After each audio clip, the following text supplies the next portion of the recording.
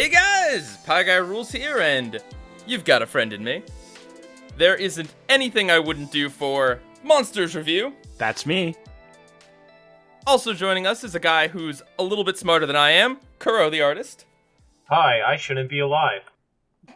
Because I'm the fork. if you guys aren't watching the visuals, we're all toys.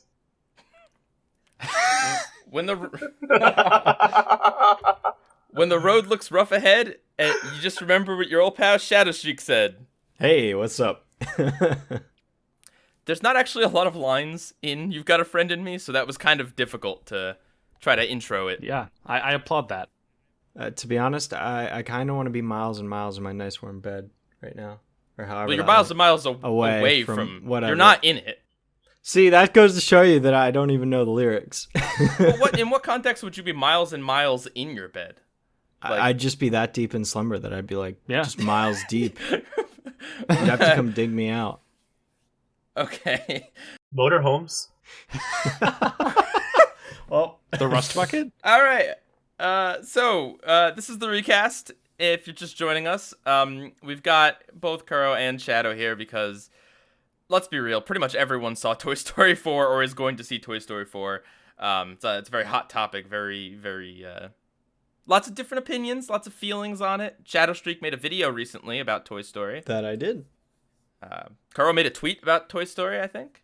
Yep. And Monsters is just always here. So, Yeah. but yeah, we've got a really, really interesting cast. I'm pretty sure we're going to have a very long discussion about Toy Story 4 and Toy Story 3. We decided on going with Toy Story 3 as the comparison point because they're both endings. I mean, really, you could probably compare Toy Story 4 to any of the Toy Stories, or you could compare Toy Story 2 to Toy Story 3. And I'm sure, Kuro or Shadow, you recently saw all the Toy Stories. I started watching Toy Story 2. I'm sure we've all seen all the Toy Stories, so we'll be hopping around talking about a bunch of different Toy Stories, but the main comparison will be 3 and 4, and we won't be going into Toy Story 4 spoilers until the discussion segment. So, if you want to listen to the rest of the cast, feel free, and just pause it when we get to our 5-minute break. Okay, so we've got a little bit of a different cast this week because basically no one here saw anything interesting. We mostly just saw Toy Stories this week. Yeah. Yep, pretty much. So instead of our usual What We Watch segment, we're actually going to be talking about our theater experiences with Toy Story, because Toy Story 4 is a G-rated film, meaning it's a kid's movie, quote unquote. General audience. In the sense that there's lots of kids of all ages at all screenings, no matter what hour of the night or day they are. And it does, this movie definitely brought out some general audiences. But for right now, Kuro, how you been? I've been good, the past day or so. I've been, if people have been checking my Twitter, I've been pretty, sick recently, but I've been overcoming that, thankfully. I think I was, sick on another... No, I was sick a different time, and I missed a recast. So. You missed the big Christmas one. Yeah. My health does not like to allow me to have fun. You might be looking like Mike Wazowski, but you're here. Yeah. I'm here. That's a joke. Kuro has both working eyes, right? Yeah. Okay. For now, until something else happens. Ooh. Yeah, I mean, I can't... Well, the only thing that sucks is, while my eye is healing, I can't wear contacts for another month or so I'm getting used to all the quirks of wearing glasses again, when I lay on my side, they dig into my face, or if I turn to the left or right too fast, they fly off. And it's you wear glasses? Yeah. Well, I mean, I'm not supposed to anymore. Well, for now. So, I wear glasses, and I hate them. And all through growing up through high school, I, didn't wear them because, I'm too cool for that. Same. And all it did was made my vision worse. So eventually I got contacts, and I was like, thank God. It was so nice. But recently I've had to switch back to glasses because I can't wear contacts while my eye is healing. So it's all of the old hindrances I had wearing glasses, always making sure they're clean. I have to look for them every morning because I forget where I put them before I sleep, which is not good. Yeah, but it's just part of life, I guess. Do any of the rest of you guys wear glasses? I don't. I do sometimes. Reading glasses. Huh. No, I don't have glasses or contacts. Shadow, how have you been? I've been pretty good. I'm currently in the process of reviewing The Power of Four over on my channel, the whole Bliss special. So I'm kind of trying to just get through it. Yeah, it's rough. It's a lot. Right. It's a lot of work. Like, out of everything reboot related, this is definitely I don't know if I'd say it's the biggest because I did the top 5 best and worst, but like that notwithstanding, these are definitely the hardest videos I've had to make just because there's so much to cover. And between all 5 videos, it's going to be like almost an hour and a half. So yeah. Ooh. Yeah. Part 1's already out. Where's the rest of it? Right. It's coming. One a week. I need time. Okay. I need time to recover between each one. It's like a hangover. Sure. Monsters, how you doing, man? I'm doing all right. You know, pretty uneventful stuff going on. I'm working on my newest video, which who knows when that'll see the light of day. Hey, you're learning! Yay! Yay! Just kidding. It's coming out Friday. That's a no, that's it's a not. recast No, it is promise. Well, if any of you are curious, it's about the movie Hoodwinked. Oh Ooh, boy. I remember that. If that interests any of you. So that's about it. What are you up to? Oh, I don't know. Just a little bit of this, a little bit of that. Keeping busy. Monsters, do we have any corrections for last week? I got it wrong. James Corden did not play Meh in Emoji Movie. That was T.J. Miller. James Corden played High Five. Goes to show that I did not see that movie. Okay. All right. Would you guys like to hear a story? Boy, would I? Yeah. Yes, Okay. I would. So, Toy Story 4 is the first time I saw a Pixar movie in theaters. Well, I mean, I saw Incredibles 2, but I saw Incredibles 2 pretty late into its run, so I didn't really have too much of an issue with crowds. I think I did anyway. But Toy Story 4 was kind of the first time I saw a Pixar film on like opening weekend, maybe ever, honestly. I didn't do that as a kid or a teenager. But so I kind of forgot that like there's going to be a ton of kids there, and not just kids, but also like just anyone basically, like literally anyone, you know, from crazy people to normal people to soccer moms. They're all going to be there. And ordinarily, like the smart thing to do with showings like these is that you probably want to go to the latest showing that your movie theater has, like 10 o'clock. And that's what I would have done if I had thought about it. But basically, I had to go see this movie, obviously, for the recast. And because I was going to see Toy Story 4, but I wasn't going to see it opening weekend. But here we are. So I needed someone to go with because I didn't want to be that creepy guy going to Toy Story 4 by himself. Not that there's anything wrong with it, but people will judge. So I was trying to find someone to go with, and my cousin said yes. And I was like, okay, cool. And he lives like 40 minutes away, and so we found a theater that was about halfway for each of us. I almost exclusively see movies at this one really nice AMC, but this time I'm like, okay, whatever. Like, this is convenient for both of us. Let's go do it. So it's kind of a rundown, crummy theater, and this is important to the story. Like, it's all going to come together. But it's kind of like a rundown theater. It looked like no one running the place was there that was older than maybe like 21, 20. Like, it was a bunch of like teenagers that looked bored out of their mind, basically. Yeah, the parking, we saw it at 7:30, so it was definitely dark by the time we got out. Anyway, so there's these people sitting behind us. It's a mom, a dad, and a kid.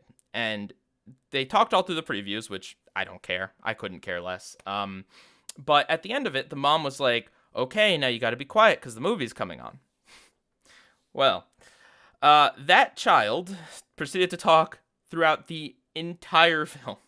Like Oh, no. almost nonstop. Now, here's the thing. It's a 4-year-old, and I know it's a 4-year-old for reasons I'll get to.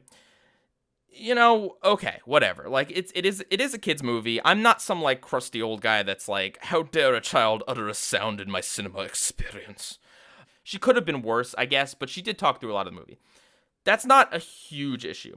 The issue was her parents were also talking through the entire movie, and they sat in the direct middle of the theater. We were one row in front of them. It's not like they sat in the back. Not that that's a lot better, but They were in the direct middle of the center, and they kept talking. Like, it's not like they kept telling the girl to be quiet or anything. No. There were times when they were just having a conversation with the kid. Like, at one point, the kid basically wanted to go home, and the mom was like, well, when you go home, you got to go to bed, and tomorrow you're going to go to grandma's house, and you're going to do this and that. Like, just having a conversation in the middle of this movie, just in the movie theater. And there were times when she'd initiate, like she'd be like, oh, there's Bo Peep. You remember Bo Peep. I'm not talking reactions, right? I'm not talking like, oh man, Woody's gonna die. Like, those reactions can be annoying, but it's reactions. That's not a problem. These people just talked through the whole movie like complete animals. Again, 4-year-old kid, whatever. Adults, you're trash. You're trash people for doing that, honestly. There's 3 other Toy Stories you could be watching at home and talk all through them if you want. You could go maybe not on opening weekend when there's gonna be people there. Like, you could go to a random showing. And this was 7:30 at night. Like, this wasn't super late, but the little kid was not ready to see a movie, like, not ready to be in the theater. And also, it seemed a little late for someone that young and that, just, like, not greatly behaved.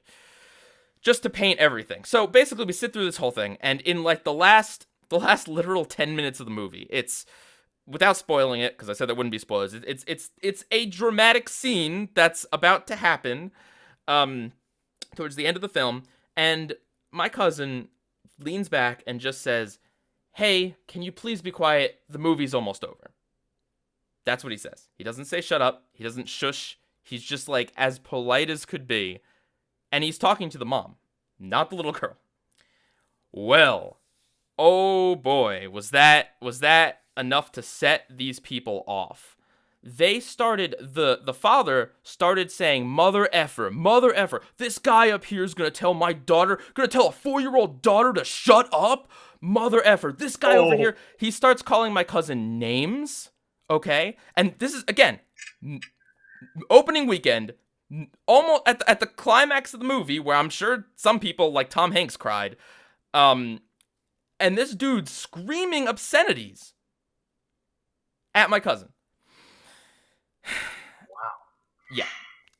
And the wife's doing it too. The wife's like, this is a kid's movie. I'm interacting with my daughter.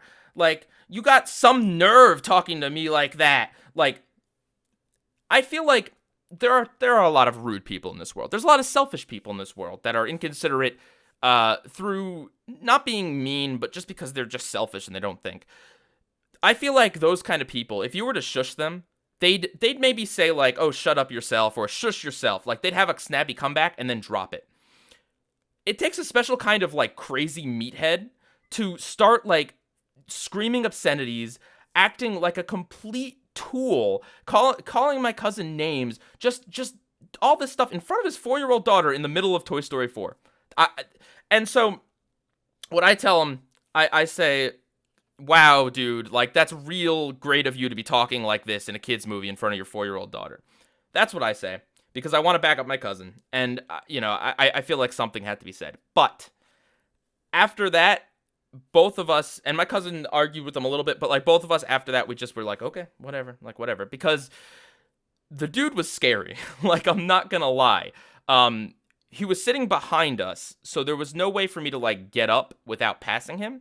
And like I said, at the end of the movie, it's dark outside, and the parking lot's relatively empty. The theater was about a quarter of the way full. It was not packed. It was not empty, but it was not packed. So I was a little afraid that this dude was going to try to, like, jump us after the movie or something. Like, and I saw the dude afterwards, and it was a guy in a wife beater. It was that kind of guy. Not to, like, stereotype, but, and I'm nowhere near the Jersey Shore, but the dude looked like he came off of the Jersey Shore. And so, like, they had, like, just, like, crazy tans and stuff. Anyway, that's not that important. But I'm just trying to set the scene that, like, this dude and his family, like, they seemed unhinged. And I was, like, legitimately worried. And I wasn't in a neighborhood I was familiar with, and I was legitimately worried for myself and my cousin's safety. My cousin's an adult, by the way. He's a few years younger than me. He wasn't, like, a child. But, so I thought about it, and, like, I'm glad I said something because I wanted to back up my cousin, because my cousin isn't wrong for shushing them. Like, really, you talk all through this stinking movie, you bring a child who's not ready to be in this theater, you treat it like it's your own personal living room, when all of us paid to see this movie. all of us, we came on opening weekend. We didn't come super early in the day. It's not like prime kids hours. No one else in that theater was talking. There was tons of like 10-year-olds and kids about that age. No one else was that young, and no one else was that rude. But like, as much as I would have liked to say, like, I got the manager or something, I was afraid of escalating the situation. I was afraid of, if I went and got like one of those teenagers working the concession stand, they'd probably come over and just be like, hey, could you be quiet? In which case, that would escalate it, you know? As much as it would have been satisfying to, like, see someone like that get what they deserve, and that dude and his family, not the little girl, obviously, but the dude and his wife deserved to be banned from that theater and all movie theaters, but it's not worth putting yourself or your family at risk, and that's, like, just the unfortunate adult lesson in the story is just, like, sometimes it's just, like, you just kind of have to suck it up and just let a crazy person be crazy. Stand up for yourself, you know, don't just, like, take it, but, like, don't escalate the situation no matter how satisfying it would be. I'm not an aggressive person. I'm not a physically strong person. I would have never initiated, like, a fight or anything, but I think people who know me would know that I'm pretty decent at giving, like, a verbal dressing down of people, and as tempting as it was, it just wasn't worth it, because the dude could have done anything in that dark theater, and who would know, you know? That's ridiculous. Like, I always find it, like, so, I don't know the right word for it. I guess just, like, shocking, like, that people would speak in that kind of manner, especially in front of their kid. Like, especially Right. trying to defend their kid too. They're trying to be like, "Oh, I'm being a good parent. I'm trying to, like, defend my kid." It's just like, yeah, but do you have to talk that way? Like, is that the environment they're growing up in? Right, the idiot wife was like, this is a kid's movie, I'm here with my... And it's like, this is a kid's movie that your husband's screaming mother effer about 10 times, again and again. Like, the dude, like, went blind with rage. Like, you know what I mean? Like that's what I'm talking about. I'm trying to present this situation as, like, as it was, because I don't want to make it seem like I'm, like, there was just a guy that was, like, kind of rude behind us and whatever. Like, I do feel like I could have been in danger of being harmed. Yeah, I know. You wouldn't expect it in Toy Story. Like, of all things, you know, like, god dang. Ugh. I'm sorry. The thing is just, like, because I didn't get to really, like, lay into this guy, it's just, like, these feelings of what I want to say. And hindsight's 2020. I feel like we could have moved seats, and we should have moved seats. But, like, I was also trying to, you know, watch the movie because I knew I was gonna have to talk about it here. Luckily, I will say I did kind of black out with like, anger and frustration about the last 2 minutes of this film. As I said, I'm not an angry person. I'm not an outwardly angry person. I choose to channel it inwards, but otherwise I tried to not let it ruin my experience. But otherwise, it was just, I don't know. It was just a shocking situation. I've never just personally dealt with people like that, and I never would have expected it for a comment. Just my cousin just basically telling them to please be quiet in, like, a really nice way. No, I I'm don't just- even know what to say to that. Yeah, it's it's just, like, just like- ridiculous. It's like, wow, that happened. And the other frustrating thing was because they were trying to paint it like we had, like, told a little girl to shut up. I was also afraid that if I had gotten a manager or, like, gotten anyone else involved, they would have, like, tried to spin the situation, you know? Ugh.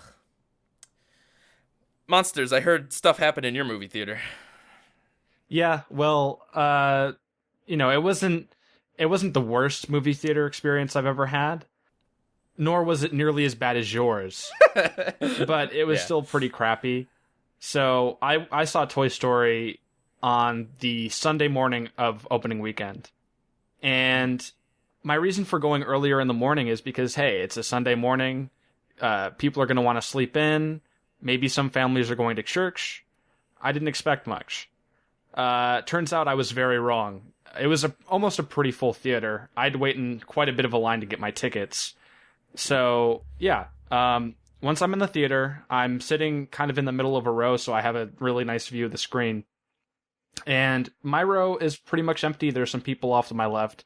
And then pretty much the entire row in front of me is empty as well. I'm like, okay, this will be great. So flash forward to about halfway during the previews, and there's a family that sits directly to my right. So the mom is like directly in the seat next to me, and I look over, and their family has like one or two seats at the end of that side, off to my right, for whatever reason. I don't know why they chose to sit directly next to me, but it's a minor inconvenience. It's whatever. I can deal with it. Turns out one of their kids has light up Skechers shoes. So for a very good portion of the movie, including during the very important parts of the movie, I keep seeing red strobing lights in my periphery when I'm trying to focus on the screen. And if you know anything about being inside a movie theater room, there's only one source of light, and that's the projector. So when you see people your eyes flashing are on their drawn. phones, or you see a kid dingling his feet with light up Skechers shoes, it's really distracting. So it was obnoxious. Obviously, there's nothing you can do about it. Besides that, there was a grandmother that was sitting a few seats to my left who was basically just for like a lot of the movie. And not only did I not want to get sick, but it was also very loud. And a few rows in front of me, there was a couple, and you could tell that they were getting very bored towards the end because towards the end of the second act, into the climax and third act, they were scrolling through Instagram on their phone. And with white blaring screens in a theater room, again, it's very distracting, very annoying, and it took me out of the movie a few times. So yeah, it wasn't very pleasant. And that the phone thing also upsets me because some people are so attached, and it's like, don't see a movie, go outside. Yeah, you can wait. Unless you're dealing with like a family emergency or something, you can wait a couple hours to check your phone. And if it's a family emergency, you'll see the person leaving the theater. They're not just going to be sitting there on their phone for 20 minutes. Right. But here's a crazy thought. If you're going to be on your phone during the movie, why don't you sit in the back row? Yeah. Ooh, mildly inconvenience yourself to make everyone else in the theater have a normal experience. I mean, Whoa. I also don't like it when people are speaking out loud thinking out loud and commenting on everything they see and being kind of obnoxious vocally. But like, there's certain movies like Endgame where you kind of expect that stuff. There's leeway. I think there's leeway where those things are like a bit annoying, but like understandable. Right. And I mean, with those movies, at least when I went to see Endgame, I kind of had a really good experience because people were going crazy and screaming and hype when the action scenes were happening, which I have no problem with. And then when the emotional parts were happening, they were quiet and respectful. Yeah. But, you know, obviously sometimes there's parts where, you know, you're supposed to pay attention and there's people screaming, and that's an inconvenience, but... Well, the really sucky thing about this is that, like, there is no escaping it if you want to... I mean, you might get lucky, but there's no way to really guarantee it because the same kind of people that are inconsiderate and bring their kid with light-up shoes or talk all the way through it, like, they'll bring their kid at 10 o'clock at night. Those people don't care. Yeah. You know what I mean? Like, you're safer going later at night, but you're not completely safe. There's no way to guarantee there's not going to be kids there or they're not going to be annoying people there. There's no way. If it were any other time of the year, you could go midday. I mean, assuming you have a job that allows you to do that, or maybe, I don't know, I guess you'd still have to take a day off. But if you're in a lucky position where you can do that, you can theoretically go in the middle of the day. And then hopefully no one's, you know, it's not like some sort of weird school holiday or something. Right. There's no field trip. Like, and I don't know. There's been talk of this like for years. People have speculated these ideas and stuff, but it's like the idea of doing like an adults only screening, or like not even necessarily an adults only screening. I don't know. Maybe there's like maybe we split movie theaters down the middle and we have like people who care about the movie theater experience and then everyone else. Like, dude, I pay so much money for these stupid tickets not to see someone's Instagram screen out of the corner of my eye, which didn't happen in this showing, but it's happened before. Well, here's two things I have to say. The first thing is, when I went to go see it, my theater has a deal where they discount tickets that are matinees, so like in the morning before noon. So that might have drawn a lot of just general audiences that wanted to pay for a less expensive ticket. One more thing is that this didn't happen at my showing, but one of my friend's moms I'm friends with on Facebook, and she straight up posted a picture of the movie screen during the movie of Woody. And like I said, I wasn't there in that showing that she was doing it during. But if that happened to me, I would have been very upset. Yeah. Would have made a sound. She made like a Facebook thing, like, here with my kids watching Toy Story 4. I'm like, great. Why'd you have to take a picture of the screen? I'd believe you if you just said I was watching Toy Story 4. Because people are so self-absorbed.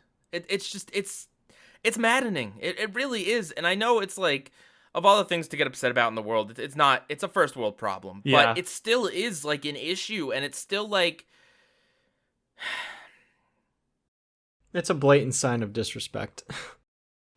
Yeah. Yeah, and there's really not much to do about it. You can try your luck by going to someone that works there, but if someone's talking through the movie, and then like that person walks in, and then those people stop talking, there's nothing that's going to be done. Even if they are still talking, they might just get shushed by the manager, and oh, wow, the person who just walked out right in front of them just disappeared right before the manager came.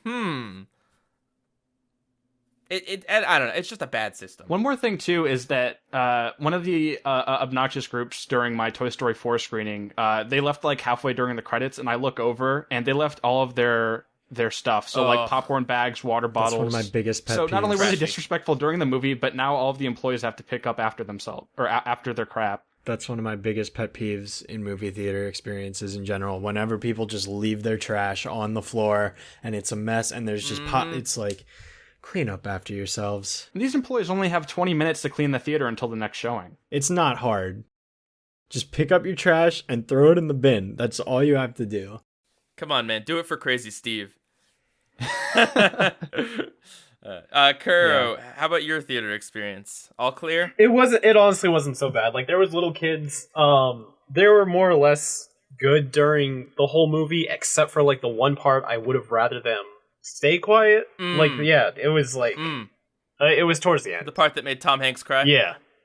Yeah, it's like everybody was good, and it's like right when things started actually like, okay, this is like the Pixar scene, like this is the scene everyone's gonna talk about. All of a sudden there's like random screaming, like full volume screaming to my left, boy. And I'm like, why? It's like they timed it. My theater experience was it was really pleasant. I didn't have any issues. No, I'm sorry. I'm not trying to sound like a jerk. No, here's where you say, oh yeah, I got a little bored with it, so I took out my phone and started scrolling through Instagram. No, I would never. Yeah. No, I guess I lucked out because there were like between 10 and 20 people in my theater, and I went at noon on Sunday, which I was surprised there weren't more people, but I was not complaining. Maybe Monsters' theory about like, church, which is like over, but maybe, there's not enough time to see a movie right away or whatever. I don't know. I don't know, but I can't complain. Like, it was quiet. No one was disrespectful. No one was talking. Like, the most you'd get was laughs at jokes, which is totally fine. Like, so, yeah, honestly, I lucked out. I mean, I've had bad theater experiences in the past, but for Toy Story 4, I couldn't have asked for anything better. So... I mean, I feel bad saying that because you guys clearly had it worse, but it's luck of the draw. I'm glad you saw. I'm glad you got the experience I wanted. Like, right. We have a question of the week from Pixar Princess over on the Discord server. If you did not know, we have a Discord server. People submit things that we use in the show. So if you're interested in that, click the link in the description. Hop on our Discord. Say hi. Yeah. But yeah, we got a question from Pixar Princess who asks, what is your favorite non-Toy Story Pixar sequel? So before anyone answers, just your possibilities here are Cars 2, Cars 3, Monsters University, and Finding Dory. Right? Oh, Cars 2 all the way. And Incredibles 2. All right, Kerr, you're off the podcast. No, okay. That's fine. Oh, and yeah, Incredibles 2. I only saw like the first half hour of that, and I didn't want to finish the movie. Those are your options. I guess you could say Planes if you're a mad lad, but I don't know if that counts. It's a sequel to a Pixar film, kinda. I don't know. Wait, Planes is a Pixar film? No, it's not. But it's a sequel. It's a spin-off. You could say it's a Pixar sequel because it's if you choose to define it like that, you'd have to be some sort of obtuse weirdo to do that. But you know, Yeah. we've defined things weirder. So, Shadow, you have to answer first. All right, favorite non-Toy Story Pixar sequel? Yep. All right, so I also don't like Cars 2. Mhm. I definitely don't like Finding Dory. Mhm. I haven't seen Cars 3 in full. I've just seen bits and pieces of it. I barely remember Monsters University, but I'd like to go back to it. So by default, my answer is Incredibles 2. I don't think Incredibles 2 is as good as the first film, not by a long shot, but based on the choices I have, because I can't pick Toy Story 2 or 3, it's Incredibles 2. Okay. I'll choose to bite my tongue So. at that. And Monsters, how about you? Out of the films you mentioned, I've only seen 2 of them: Cars 2 and Monsters University. Oh, I did not like either of those films, but You didn't see Incredibles 2? no, I like the original. it's okay. Don't feel bad. You don't need to see that film, please. I don't know. I was just never much of an Incredibles kid. Not saying the original's bad. That's okay. But yeah, out of those 2, I'd say Monsters University is better than Cars 2. So Okay. take that as you will. I think you're just biased because you're a monster. Oh yeah, It's your school, dude. yeah, I guess a very crappy school. Well, Kuro. Yeah, when you think about Pixar sequels, not counting the Toy Story films, there's really not a lot of good options. No. So it pretty much for me comes down to Monsters University and Incredibles 2. And even then, I don't know. I want to say Incredibles 2, but it's like I haven't seen Monsters University in a while to like fairly guess it. Like maybe I'd watch it again and actually love it a lot more. Yeah, so you're in the same position as me. Yeah. Let me ask you a simple question. Okay. Which movie made your eyes hurt? What gave you this ulcer in your eye? I'm so Well, sorry. you know what? I'm a bad person. I'm so sorry. I don't mean that. Monsters University looked like very rubbery to me if I think about it. And like very bright. Uninspired. you monster. I'm gonna You monster. I deserve it. I'm gonna say Incredibles 2 just because I like superheroes more than monsters. I don't like any of these movies. Like, It's process of eliminations. That's what you got to Yeah. do. Yeah. well, okay. I cannot stand Cars 2. It is a terrible film. Like, there's no... It's not a movie. It's a sequence of garbage in my face all the time. Okay, so that doesn't exist. Let's just pretend. My other options, Monsters University. Like, it was okay when I saw it, but like, it's so uninspired with the college setting. Like, it's such a... They could have made a really bold sequel with like an adult Boo and like answered the question instead of leaving it hanging. But instead they went with like, here's a college prequel. Yeah, no, so I can't in good conscience pick that one. I hate, maybe not hate. I dislike Incredibles 2 for reasons why I won't quite go into here. If I did a podcast with Animat a while ago. If you want to hear me rag on Incredibles 2, there it is. What are the other options? Oh, Finding Dory. Cars 3. Finding Dory, I can't. Oh yeah, Finding Dory. I can't, as a movie, it was like okay, like it was enjoyable enough to watch, but like I can't in good conscience say that it's the best, or like, am I gonna say Cars 3? Should I? Is that worth watching? Dude, do it. It's all right. Pick an unexpected It's not one. great. If you had to watch any of these right now, what would you watch? Like you have to watch it tonight. I guess. You know what? I'm sorry, Shadow. I'm gonna say Finding Dory. Oh, you disappoint I know. Well, you disappoint me with Incredibles 2. So, no, it's an unnecessary sequel. It is, but it's a pleasant enough film. I don't know. Maybe if I saw Cars 3 again, I might remember it a little more. It was more just kind of forgettable than anything else, to be honest. At least I remember parts of Finding Dory. So, there we go. I'll say Finding Dory. but I'm not happy about it. I'm not happy about this at all. I picked this question and I didn't have an answer, and I just, I don't know. But I will also say, in fairness, like everyone else, I haven't seen these these sequels. Actually, have I seen any of these sequels more than once? No, I haven't. I haven't. I saw Incredibles. I haven't either. Incredibles 2 once, Finding Dory once, Cars 3 once, Cars 2 once for a video that didn't end up happening. Or no, the video that did happen, I think. I've seen them all once. Same. Yeah. All right. That's life. All right, so we're going to be going on our break. When we come back, we are going to have a heated discussion about Toy Story 3, Toy Story 4, and Toy Story in general, maybe Pixar in general. We'll be right back.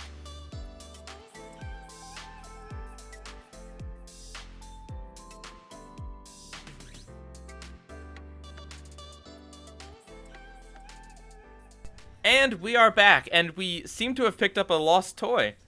Hello. Nikki's with us for that nostalgic Jungle Book experience. Oh, it was a wonderful Hakuna Matata ride. Mm-hmm. If you say the word Disney, Nikki comes running from wherever she is. My people need me. I must go. Okay, so we're gonna start off by talking about Toy Story 3. If you somehow don't know, Toy Story 3 is a film about Andy becoming college-aged and ready to go off to college. He decides to take Woody with him, but the rest of the toys are going to be put in the attic until they are accidentally almost thrown out, but then they end up being donated to a daycare. At this daycare, they think they're going to have this like amazing experience, but it turns out they're in the room where the kids play rough. And there's this villain named Lotso who has this kind of like scheme going, and essentially it becomes a prison breakout film where they have to escape it, and then they end up in an incinerator and almost die, and everyone cries, and then Bonnie. Did that good summation? That pretty much hit Yeah. it all, yeah. Okay. Guys, I'm gonna admit something. Yeah. I cried watching this movie today. I almost did. I cried when I rewatched it last week. Okay, good. I'm glad I'm not alone. Gets me every time. I'm not afraid to admit that. This movie gets me. It's so good. The amazing, just on a personal experience level, like Toy Story 3 came out when I was graduating high school. And so like it's weird because I haven't seen the movie in so many years, and watching it now is like a portal to that time when I watched it then, when I was like on the cusp of college. And then like when I was watching it then, I was thinking about my childhood when I watched Toy Story when I was like on the cusp of going into elementary school. So like watching it now is like this weird portal of memories that takes me all the way back. And it's just, this has nothing to do with the quality of the movie, but it just, I don't know, it's a good feeling, man. Oh, it's definitely a time turner. Definitely, I remember when if I can remember correctly, I remember watching it. It was like you hear news of Toy Story, another Toy Story film. How awesome! And watching it's such like an emotional journey because like I grew up watching both films and I love them so much. I can quote the first one by heart and like seeing like the toys, and it's kind of fascinating because like most of the characters, not just Woody. All went through the same arc of like trying to transition through new owners and like new roles, like how Barbie stayed with Ken in daycare instead of going with the guys, and Woody trying to let go. It's almost like a parent to a kid, like almost like letting go. So it was very emotional, very emotional phase of all the Toy Story films. Yeah. Well, see, that's one of the things that I do like about this movie. I said my feelings, like my nostalgic feelings, don't have anything to do with it, but like in a way they kind of do, because Toy Story leaned into the fact that it's a sequel being made like 10 years later, right? Yeah. Like instead of just saying, well, no time has passed for Andy and they're still all young and whatever, it leaned into the fact that the kids that watch this are now going to be going off to college. And even if they aren't, there was still a time gap. Like, it deals with that idea. And so I think Toy Story 3 is 100% a justified sequel, and 100% a sequel not that needed to happen, but that justifies and like values. It uses the fact that it's a sequel to further the story of Toy Story rather than just like, you know, some like I don't know, the Dumb and Dumber movie that happened a few years ago where it's just like, remember Dumb and Dumber? This was not a like remember Toy Story movie, not at all, in my opinion. 100%. Yeah, I agree completely. No, this film totally justified its existence. I mean, and it was great. It's fantastic all around. My biggest takeaway in this film, it's not the narrative or the character. I mean, those are all great. Don't get me wrong, I love them. But my most favorite thing about this film is the cinematography and the camera. Yes. The way the camera is used, the way it moves, the shots that are composed so well. It's like, it's next level. I think, I mean, I could be wrong, but this might be the best shot, in quotes because it's animation, but best shot Pixar movie ever. I think you might be right. And here's an interesting comparison that I was just watching Toy Story 2. If you compare the scenes of Lotso and the clown and Big Baby getting left behind by their owner, and you compare that to Jessie being forgotten about in Toy Story 2, Jessie being forgotten about, I'll be honest with you, as a kid, I was so bored. And as an adult, Oh, what? I'm kind of...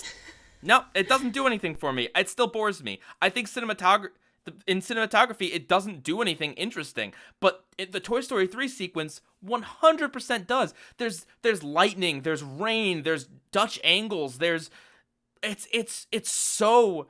It's not just like, oh, well, Lotso was left behind one day and he's sad about it. It's like, holy cow, this is like out of a horror movie. They are telling the story through image, not, I mean, yeah, there's voiceover narration, but the whole thing is told through what you're seeing, not what you're being told, and it's amazing. Yes.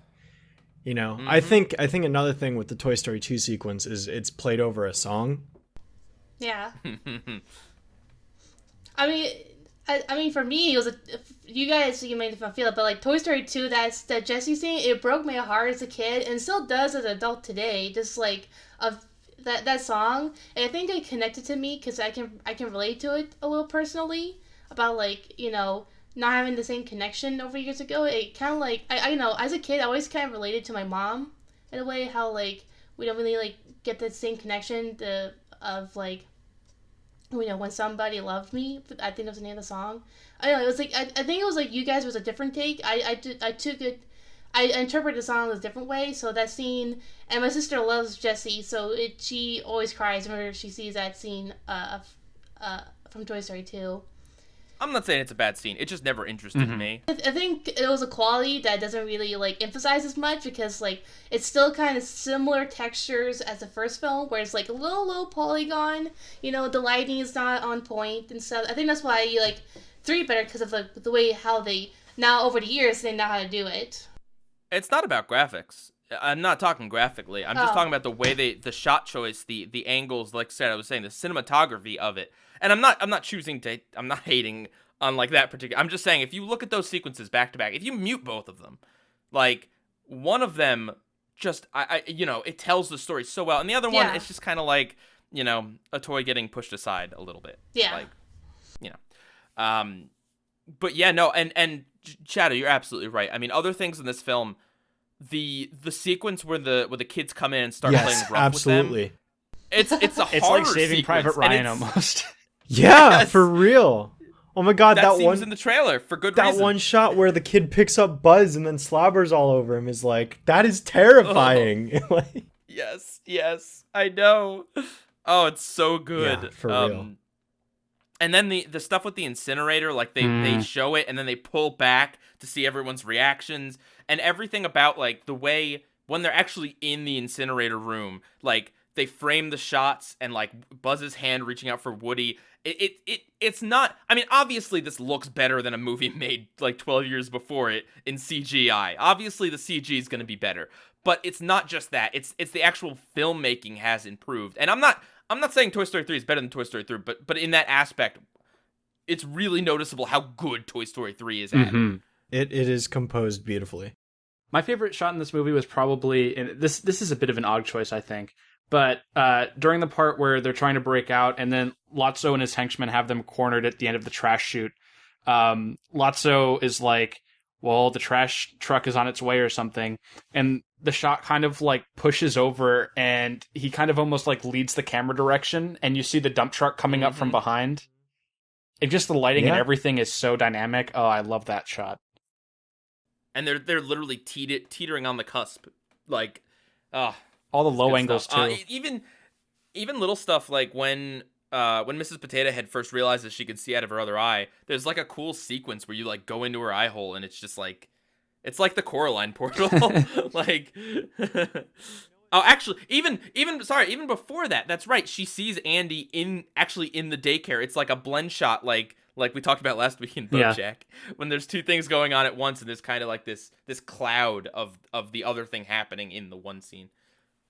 Yeah, and Monsters, to go off of that shot you mentioned, the great thing about that is that's echoed, because towards the beginning of the film, when the toys are in the trash bag, you see the garbage truck coming down the street in a very similar shot. And another thing I noticed about Toy Story 3 is a lot of things that are echoed throughout the film. Yeah. It's like poetry, it rhymes, you know? It's visual prose. Stop. Yes.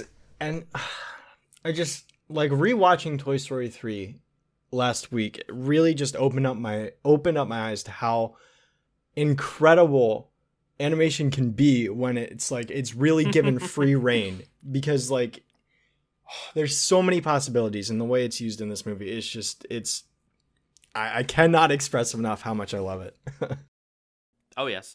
Kuro, you've been quiet. Yeah, I'm normally used to listening to the podcast, so like sometimes I forget I'm actually here. I'm like, yes, I agree with all these points. No, a lot of it is just like repeating the same opinions that you guys had. One thing I noticed upon rewatching it last night was it seems to definitely be obviously like a third movie in the franchise, whereas like I don't want to talk too much about the fourth one yet to save that comparison for later, but like each, like, you know how like with a lot of movies nowadays with franchise, each movie tries to work as like its own isolated movie in case like nobody saw the ones beforehand. This one, I feel like it's hard to just enjoy on its own. But well, it made me want to watch Toy Story 2 right after. Yeah. Well, yeah, so it does a good job with that. The animation was definitely a step up. Like everything was kind of everything's like, how do I want to put this? Smoother. I do want to say smoother, because like with Monsters University for a second, like everything's a lot more saturated and rubbery, like I was talking about earlier. But it's a gummy movie, yeah. Yeah. It seemed like each movie in the franchise was like the next step of like where animation is going. Like this one, it really showed like how they could simulate different elements. Like they were much more bold with like water, fire, hair, texture. All of that was like pretty much avoided. Even up until like the late 2000s, they were still very stingy about that kind of stuff. And this film was like where they first like went all out with it. There was like that one octopus toy that was like very slightly transparent. That worked very well on screen, and that's something they probably wouldn't have been able to pull off. But the fur on Lotso. Yeah, one thing I feel like that it hindered on was almost there was too many characters, and it's like you don't have to care about every single character, which so it's not really a negative, but like it's like if you're trying like actively trying to keep up with like everybody, what's everybody's name, where's their place in the story, it does feel a little bit crowded. But yeah, I mean, I don't want to go into it too much now, but I would say, just as a quick point of reference, I would probably say Toy Story 3 balances the cast the best of all of them. Maybe Toy Story 2 does it. Toy Story 2, I'd be in contention with it, but I think Toy Story 3 does a really good job of, it's still a story about Woody. At the end of the day, it is. Woody gets the focus scenes. It's Woody's story. It's Woody's quadrilogy, really. Mm-hmm. But everyone gets something to do. Even the stinking aliens get something to do, right? You know, so it's like I do agree there's a lot of characters, but like Bonnie's toys are not, they don't overshadow the old toys. They're not in it like a ton in Toy Story 3. They're there, you get introduced to them, you know, they come back a little bit in the credit scenes, but they're not like along for the whole journey. It really does keep it, I like how Toy Story 3 streamlined. I mean, you know, Bo Peep, honestly, I was not in love with her in Toy Story 2. I'm okay that she disappeared from Toy Story 3. Like, as of those movies, I'm not referencing her character in Toy Story 4. But like that, you know, characters like Etch and RC, like, they're cool characters, but like they've kind of gotten a lot of mileage out of those jokes in the first two movies that I'm glad that they didn't try to shoehorn those background guys in more. But I do see the point that there's a lot of characters between Andy's toys, the new toys at the daycare like Ken. There's also Bonnie's toys and just all sorts of incidental characters, and then human characters. This movie has the most human characters of all the Toy Stories. Maybe not 4, I don't know. But it is interesting because watching back too, God, man, humans look so ugly, and the only human in the like that got real focus was Al, and the only reason why Al works is because Al is supposed to look like a really creepy, unappealing dude. You know, whenever they show face shots of Andy, it's just kind of like, ooh, please show me less of that. Please put that cowboy hat on him so I can't see his face completely. Thank you. You know, but then, you know, Al works. But yeah, in Toy Story 3, it's like, man, everyone looks good. I love, there's a little animation right when you're first introduced to Bonnie, and I love Bonnie in this movie. I love how they don't focus on her. It's not obvious that that's where the movie's going. But when you first see Bonnie, Andy's mom is dropping off the toys, and she puts the toys in a box, and like Bonnie looks over to see like what the box is, and then they mention like, oh, they're donated or whatever, and she kind of like pouts because she doesn't get to play with those toys. Like, it's a tiny bit of animation, but it already kind of shows you that she loves toys. Another thing I noticed is Buzz really isn't involved in a lot of what's going on, even though he's like physically there. Because like first he gets brainwashed and then he turns Spanish, but like Buzz, like the Buzz Lightyear we've been following, he's gone for like a good portion of the movie. I love resetting Buzz. I love that they tortured him. It's a G-rated torture sequence where they completely reprogram him. And then yeah, Spanish Buzz is really funny, I think. I agree. But you're right, he doesn't have a lot to do story-wise. But again, it's Woody's movies, all of them. I mean, all of them. You mentioned like that torture scene, and then the incinerator scene, and then throwing the toys in jail, and then the sandbox scene. Like, do you feel like that this of all the Pixar films, do you think this was like the most dark of the films, even compared to like I hear that Cars 3 was dark, but I know it wasn't. But Incredibles 1 had actual superheroes dying. Yeah. I mean, the references. I wouldn't anyway. say dark. I would just say like very adult, like mature. Finding Nemo has pretty dark stuff too. Oh, yeah, true. Fish die. Yeah, I was gonna say Finding Nemo and Incredibles 1 both have a lot of more mature things happening. Up has a miscarriage in it, right? Yes, it does.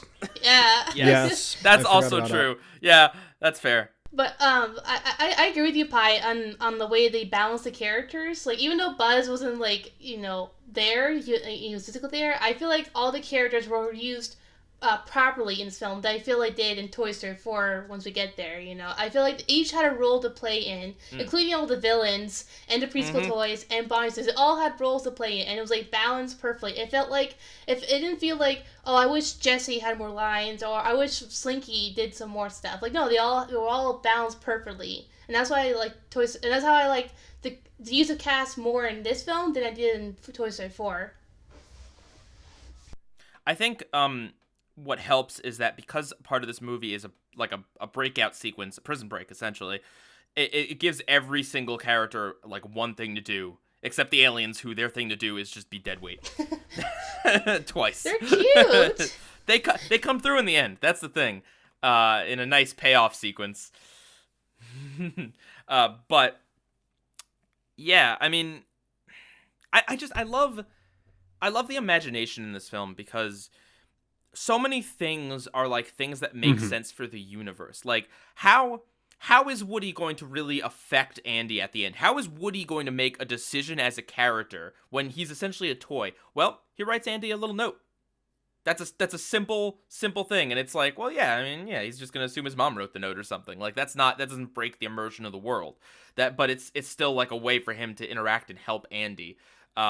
Things like the fact that the prison cells are like the cubbies in this preschool, like the cages. I love that. Like I mentioned with like the torture and reprogramming scene with Buzz, the sandbox being used as like the solitary confinement thing, the freaking monkey being like the lookout. Like there's just a lot of really clever uses of toys in this movie. There's 2 torture scenes if you count the Ken scene. That's true. Yeah. Oh, yeah. Okay.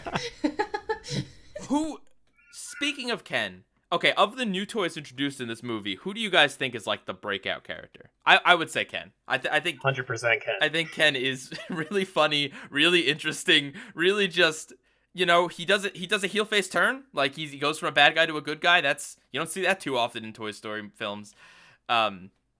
And he's funny. I thought he was really funny. I thought Bart. And he's voiced by Michael Keaton. Yeah, that's right. That's crazy. great. I didn't realize that at first. I looked it up on my rewatch last night, and I was like, wow, that's really Michael Keaton. Yeah. I've never heard him happy. Honestly, and also Barbie was voiced by Jodie Benson, which is like a double points there. I felt like the two had great chemistry. I just loved it. My favorite scene, obviously, between them is like it's like we were made for each other. Oh my gosh, it was so cute. I like Ken getting defensive that he's a girl's toy. Should we talk about the scene of the movie? Like the scene. Okay, so that's what I was gonna ask. Should we talk about it now, or should we compare the two, or? I mean, I guess we can compare and use that as a transition to Toy Story 4. We can still talk about Toy Story 3 a bit if we have stuff to say, but let's get into comparison Toy Story 4 territory. Yeah, so I mean, of course, I don't think you could have know that this movie exists without knowing about the scene that I'm talking about, the very ending, where Andy plays with his toys one last time while giving them to Bonnie. That's where I cried. The part where like when Bonnie lifted Woody's hand, and give it away to Andy. I was like, the part where he does like a double take so and he looks at Woody. Oh my god. Yeah. It means so much because essentially that's what. Now, not literally in this movie, but essentially, like when you become an adult, you know, you have kids. So some people choose to have kids, and when you do that, you get to relive a lot of those quote-unquote childish things that you would not have been able to do, or you would not have felt comfortable, or maybe you didn't even know you wanted to do. You get to do that because now you have a kid. I mean, Bonnie's not Andy's kid, but Bonnie is a kid, and that's kind of like, I think that's where they're going with it. I think that's the idea of just like, you're older, so you necessarily don't get the enjoyment of, like, you know, I don't think Andy would have enjoyed playing with these toys in his room by himself. I think that would have been kind of weird in the movie, but you know, but like to do it, to be able to use Bonnie's imagination as a gateway to that childhood, that happens in the real world all the time. All right, so this might be a bold statement for me to make, and you can feel free to disagree with me. I'm not normally someone who says something is perfect, but that final scene is perfect, and there's nothing I can possibly think of that I would change to make it better. Yes, I agree. Yes, I agree. I agree. There's not a single thing. I always say, you know, things can always be improved, but this is one of the rare exceptions where I cannot think of a single thing that I could change to make it better than it was. This is the reason why people say there should not have been a Toy Story 4. I mean, we'll get into it, but this is the reason. It's not because, like, 3 is some magical number that, like, you know, once you've crossed it, you've just jumped the shark. I mean, trilogies are nice. They are, but it's not some sort of... It is because this movie wraps up the franchise and wraps up everything in such a nice, beautiful, perfect bow that you don't need a 4th movie where they find Bo. I see what you did there. Yep.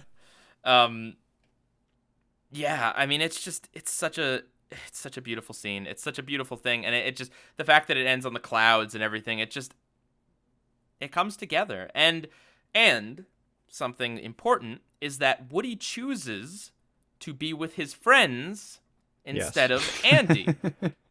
Yep. I'm Yep, highlighting that's- this now because this might be important in the discussion later. But essentially Woody, the whole movie, there's this friction because Woody got chose, which is a nice callback to at the first movie where Woody didn't get chosen. Buzz got chosen and Woody couldn't deal with that. Now Woody is chosen and he's trying to convince his friends that, well, look, Andy wasn't going to throw you away, but, you're going to live in the attic. Like, even if they believed Woody that they're going to live in the attic still isn't, like, a super happy place to live, in the hopes that Andy will have kids in, like, 10, 15, 20 years, and maybe he'll bring them out and play with them.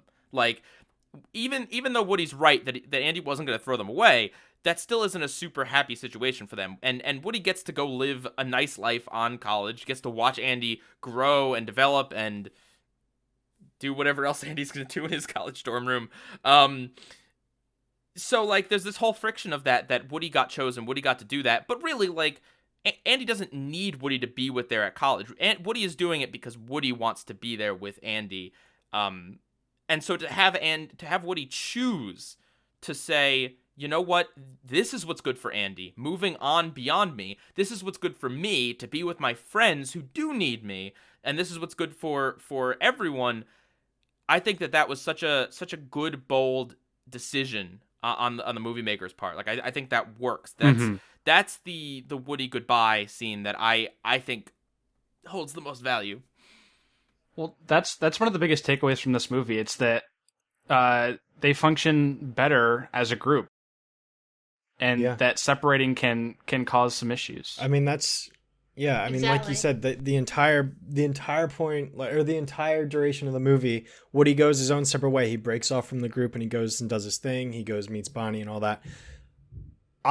So the incinerator scene is like the big climactic moment, not just because it's like, oh my God, they're going to die, but because it's the moment where Woody realizes, hey, nothing else matters but being with the rest of my friends.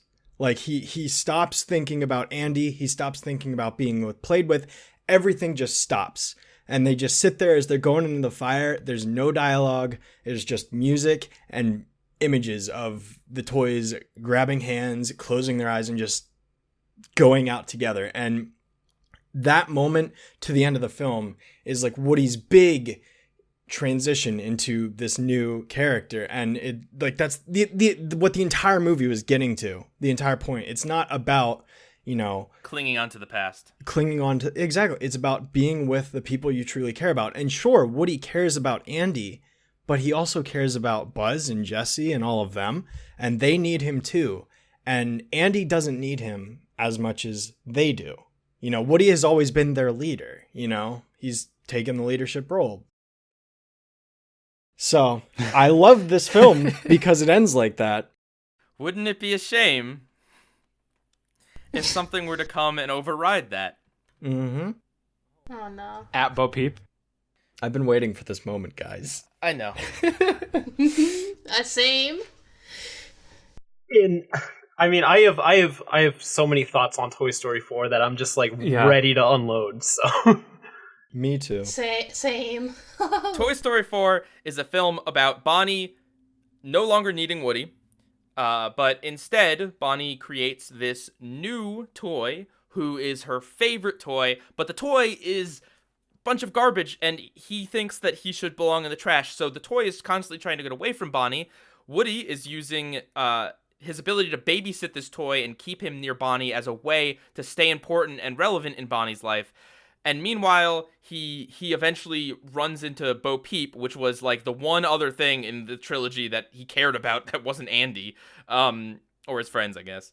And she tries to convince him to come on a life of not belonging to someone who doesn't want you, but instead a life of freedom and a life on the road.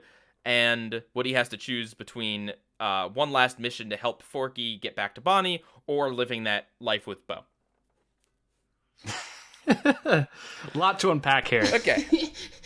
Deep breath, Pie. Deep breath. I just want to say that, like, I feel like the entire opening sequence of this movie was just a flex on every single other animated studio out there. because like That was my favorite where part, I was yes. getting at with my Toy Story 3 point, because now that we're talking about Toy Story 4, I can properly compare. I felt like every Toy Story movie that came out was like the next staple of high quality animation, and then like as good as Toy Story 3 looked, every movie after that looked just as good. Like maybe not like Pixar level good, but it's like everybody's starting to like get it. Everyone's starting to use CGI, the correct amount of like hybrid between realism and like keeping the cartoon kind of feel. Like even the Emoji Movie, like say what you want, it still looks good. And it's like Pixar like realized this. They're like, all right, now we got to step it up even further. And like the whole sequence is like in the rain, which is like one of the hardest things to do in the CG. And like the whole RC kicking up mud with his wheel. Mhm. Yeah. It was so heartbreaking too. When it was in the theaters, I watched it. I was like, oh my gosh, I totally forgot about Rex. I forgot he was gone in the third film. Like RC, seeing him like, RC. yeah, Not Rex. RC. Oh, sorry. I seen like RC like struggling. I was like, holy cow, I totally forgot about RC. He was like he was like kind of big in the first film and then forgotten about in the other two films. It was so heartbreaking to see because like you can see like you almost feel it. You can almost feel like the hardness of the rain and like how like powerful the current was sweeping RC away. It was like astonishing. Like DreamWorks, write this down when it comes to water textures. I didn't see a scene like that in Boss Baby. I also didn't see Boss Baby. Anyway, Unpopular opinion, though, I wasn't like the realistic nature of this film kind of off put me a little bit.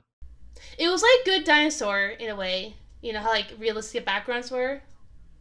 It off Well, put it's me like- just because of how good it looked. Like the lighting choices were like so like bold and everything. There was like right at the end of like the "You Got a Friend in Me" sequence, like it gets so close to Woody's foot. You can see the mold, like the plastic molding around like the spikes on his spurs of his boots, and I'm like, this looks so freaking good. Like this has no business to look this good. It's probably only going to be noticed for this one shot. Somebody probably spent like an entire week just like getting everything right, and it's I don't know. This Yeah. movie was definitely like probably some of the best CGI like in this style I've ever seen in my life, and I don't know if like anyone's going to be able to top it for the next decade. Absolutely. I mean, like my first thought when I saw the rain sequence was, wow, that umbrella short a few years ago really paid off. But yeah, no, it looks so good, and my hands down, my favorite part of the entire movie right off the bat were those transitions in the beginning where Andy was running around with the toys and the "You Got a Friend in Me" sequence. Oh my gosh, those transitions where he was swinging Woody around and the environment would just change so smoothly, so naturally. It was great, and the camera tracking, it was like, it's great cinematography again. That's my thing. I love good cinematography, and that was certainly what I was looking for. This was a director's debut too. The guy who directed this was his first movie. Really? He's like Wow. some guy named Josh Cooley. Josh Cooley Yep. or something? Yeah. Yeah. So as like your directorial debut, this is like fantastically put together. how do you guys feel about the fact that they use the same song to open all four movies? It is a little weird, but it's like the Star Wars theme. It's the iconic song you think of Yeah. when you think of Toy Story. Like, to me, it's the same. I mean, it's not the same as the text crawl, but it's the iconic opening song that you instantly recognize. That, at least to me, you know? Yeah, I like it. Well, guys, I just want to mention one more thing about the opening scene, that transition scene you guys were talking about. It was actually, I noticed this when I first watched it. It was actually an homage to the first movie where, like, Andy hold up Woody and they pull the string. He's like, "You're my favorite deputy," and he swiped and shows Toy Story, the first, like, the logo of the film, Toy Story. I noticed they did that again for this film, where, like, after transition, like, Bonnie holds up Woody, pulls a string, says a line, and pulls away and shows Toy Story 4. I was like, oh, okay, that's a nice homage. That was a nice homage to the first film. Yeah, that was But nice. continue. The hot take.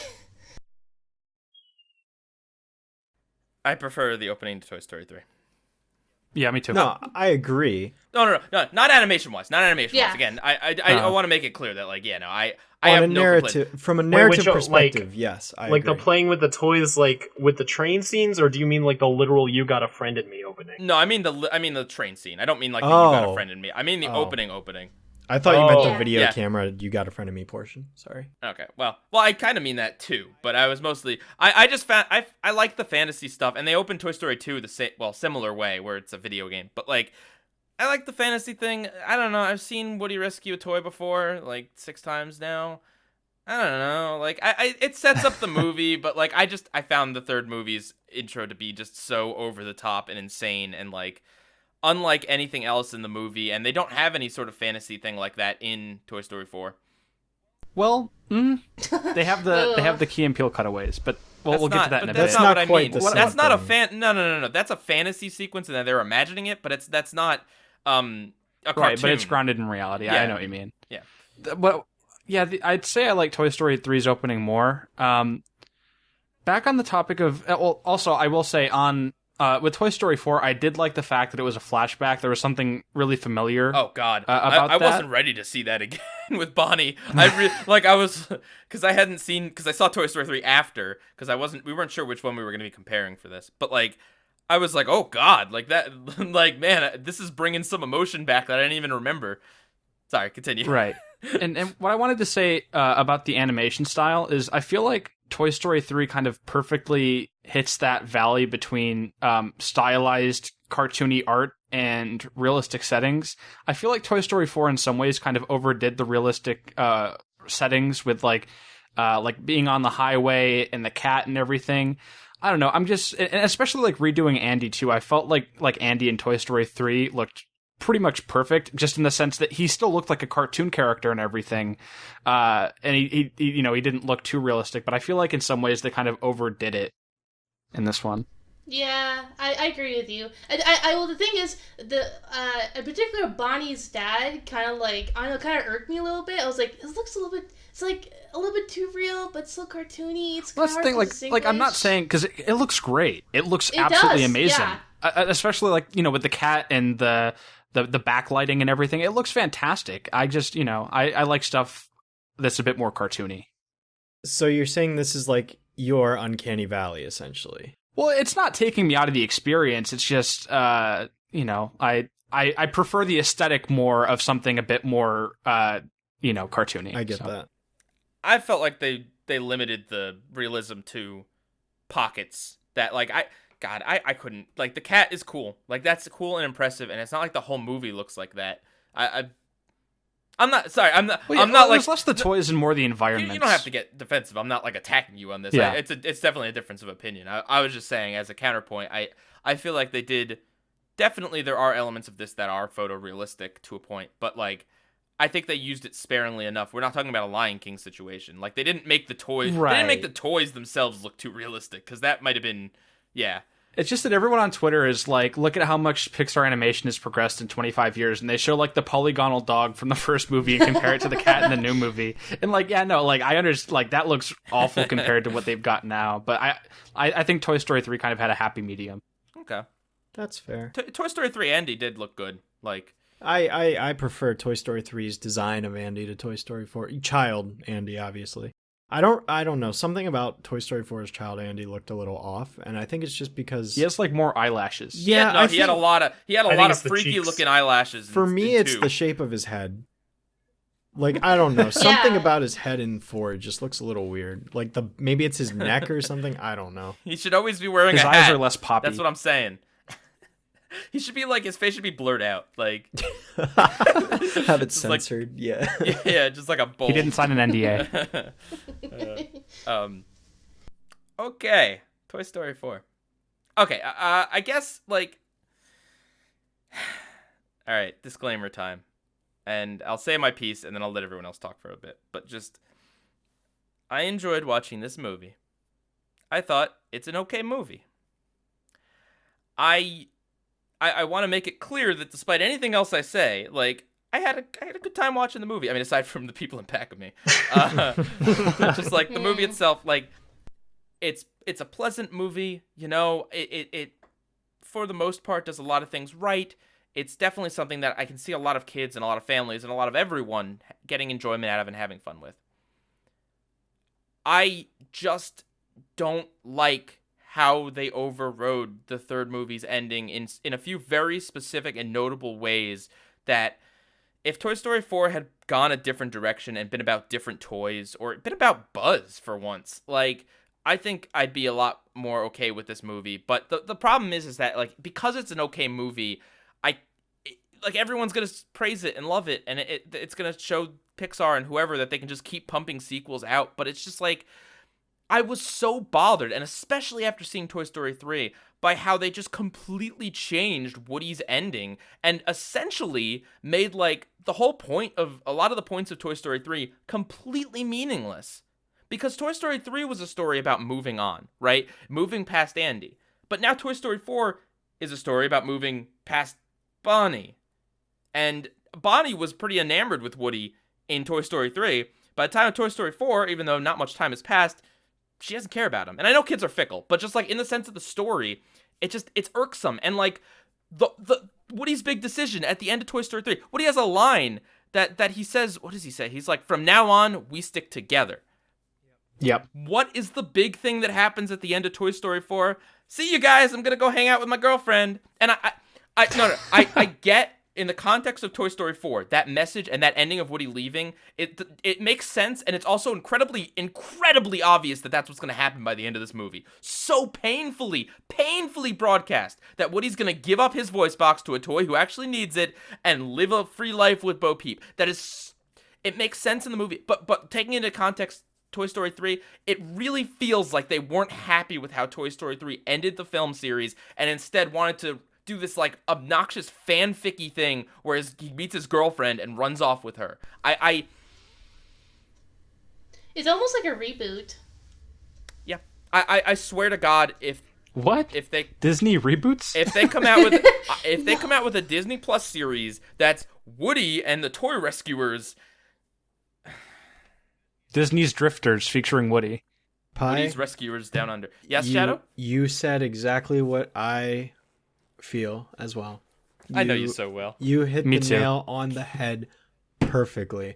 I was in that theater. I was enjoying the movie, like, for like 90% of it. And, you know, there were inklings here and there where I'm like, oh no, please don't tell me he's gonna leave and go with Bo. Please don't tell me he's gonna leave. And, like, you know, as the ending was approaching more and more, Yeah. I was like, oh no, please go with the rest of them. Please go back with Bonnie, please. And then we get the final climactic scene on the awning, and they say goodbye, and Woody goes with Bo and abandons everyone. And that god awful line about Buzz was like, she'll be okay. No, I mean Bonnie. It's like, oh, real? Wow, you got me, movie. yeah, like, at that point I was just like, you know, there are so many things about this movie that I do genuinely like, but same. one of the things I hate most about movies is when they have a bad ending. A rough or a bad, I mean, subjectively bad ending, for me, deteriorates a lot of the rest of the film. And it gets more that's your difficult. lasting memory with it. Exactly. That's it's the last. It's what exactly. we're left with at the end. Like, sure, we got to experience all these great and fun things during the film, but it's the ending that has the lasting memory. And I left with a sour taste in my mouth because it's more disappointing because I was loving the movie up until that point. It wasn't like the movie was just meh throughout and then it ended poorly. I was engaged and involved, and then it just made a decision that I cannot agree with because it completely contradicts the third film. If this was a standalone film, like you said, I completely get what the message it's going for is here and, like, what it's trying to say. Like, I get that. I would even still be okay with Woody giving up his voice box if he still went back with Bonnie and the rest of the toys. It's the fact that he goes off with Bo, his girlfriend, to go run around a carnival. And, like, I get, yeah, he's giving other toys homes. But he specifically chose to guard his friends at the end of that. It wasn't necessarily that he chose to have a kid again. He chose specifically to be with his friends. That was the decision, and that decision is just undone. That's not the answer, guys. That's not it. No, like, I get that all these movies are about Woody, but a lot of the other toys, especially Buzz, are, like, just as important to the film. Yeah, Buzz is like second in command, and it's. I know we've alluded to this already, but it really felt like almost all the other characters didn't do anything. Oh yeah, no. There was a great moment towards the end where a few characters did something proactive, and like when they were doing the GPS, that was super funny, right? Yeah. When they were making the car stomp and go, that was super funny, and a kind of a callback to Toy Story 2 where they cause a bunch of traffic accidents. We're totally getting Jed to go to jail now. Like that Right. part killed me. Yeah. But that's about it. And if your name isn't Woody or Bo Peep in this movie, or I guess Gabby, like, or Forky, who cares, right? Why was Ham and Mr. Potato Head and Mrs. Potato, why were they in this movie? They were in there because they had to be there. And like, okay, so that's the thing. The voice actor for Potato Head died 2 years ago. So I understood. Don Rickles. Yes. So I understood why his character wasn't really doing anything. Like that's totally understandable. But Rex, Ham, they're all there. Slinky. They were just there. They just sat in the RV. By the way, Slinky was recast, so there's no reason why they couldn't have recast Mr. Potato Head if they wanted to actually do something with his character. And I was most disappointed in Jessie because, like, the movie in the beginning sets up Jessie as Bonnie's favorite toy with the sheriff thing, Like, she takes the sheriff badge from Woody, gives it to Jessie. And I was like, okay, so they're gonna maybe do something with it? No. Could you imagine if the movie was just a retread of the first movie, but instead of Buzz Lightyear, it's Forky? Yeah. I mean, I'm at least glad it didn't do that, but it would have been a little weird. I am trash. You are a toy.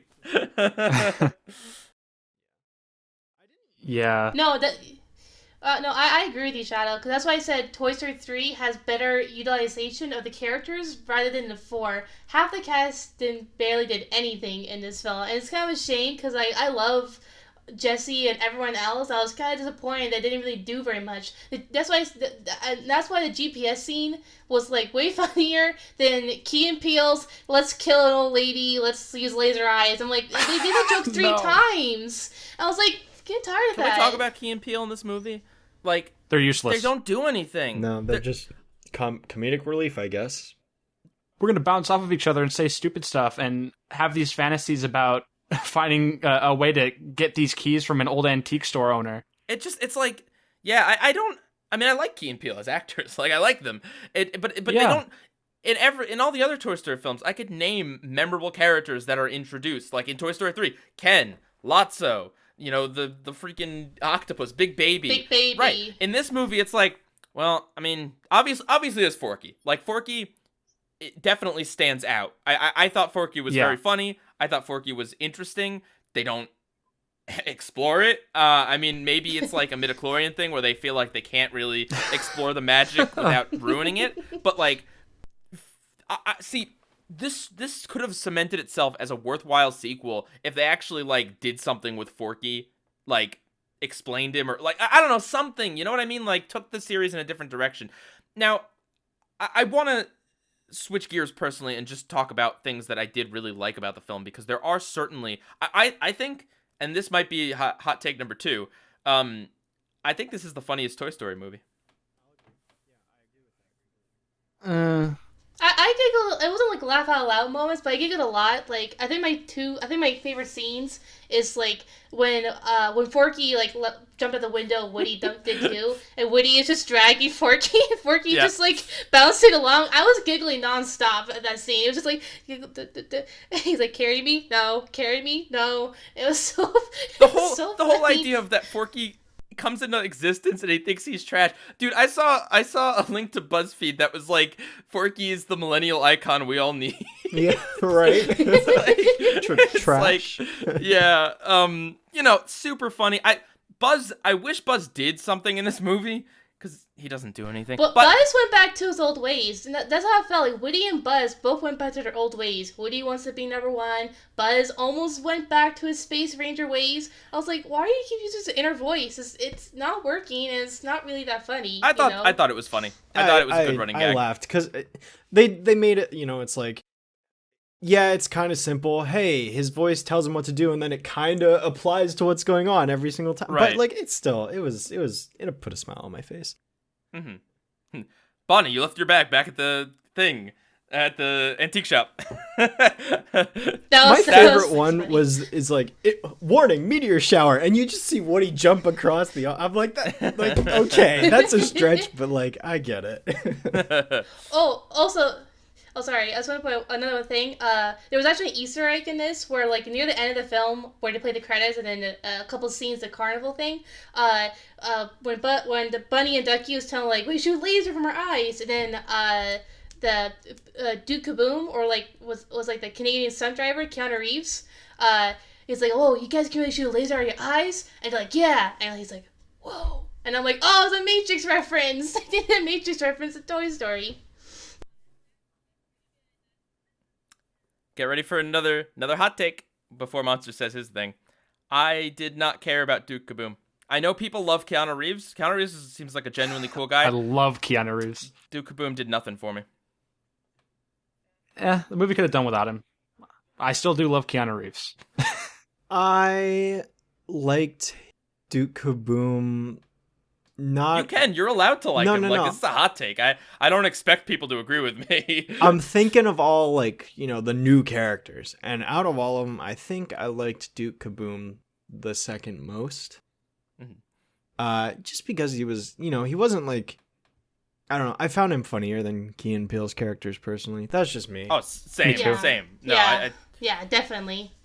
I don't know, like, he wasn't a serious character. He was just, he's silly. I mean, the entire concept of his character is, like, the commercial advertises him as this great, amazing stuntman, and then, like, the kid just does it, and he just completely fails. And he's haunted for the rest of his life, because he's like, it's a commercial, it's not real. I don't know, I like that aspect, because that's, one thing, I'm not going to get into my video too much, because there's a bunch of stuff I said in it, but one thing I highlighted in my video was, I am totally fine with them making more movies as long as they keep exploring different concepts of toy culture.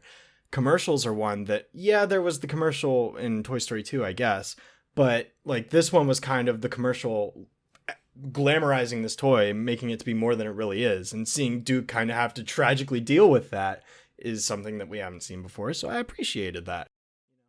So I like his character personally. You want to know who else I didn't care about? Who? Gabby. Yeah. Me too. So interesting about Gabby. I watched the movie with my siblings, and one of my sisters said, like, I don't think she's not really that made that good of a villain. And I'm like, well, she's not really a villain compared to Lotso. She's a desperate toy, but she's not really. No. She's evil, and then we're supposed to feel bad for her. She's evil up until the point at which her backstory is revealed, and then she acts like a different character. That's it. It's not like Stinky Pete or not Lotso, where both of those characters were always evil and they were putting on an act. Gabby does horrible things, and then boo-hoo, she never got played with. Wah. She kidnaps Forky and Woody. She tries to she basically tries to like steal Woody's organs. Like, that's essentially what it is.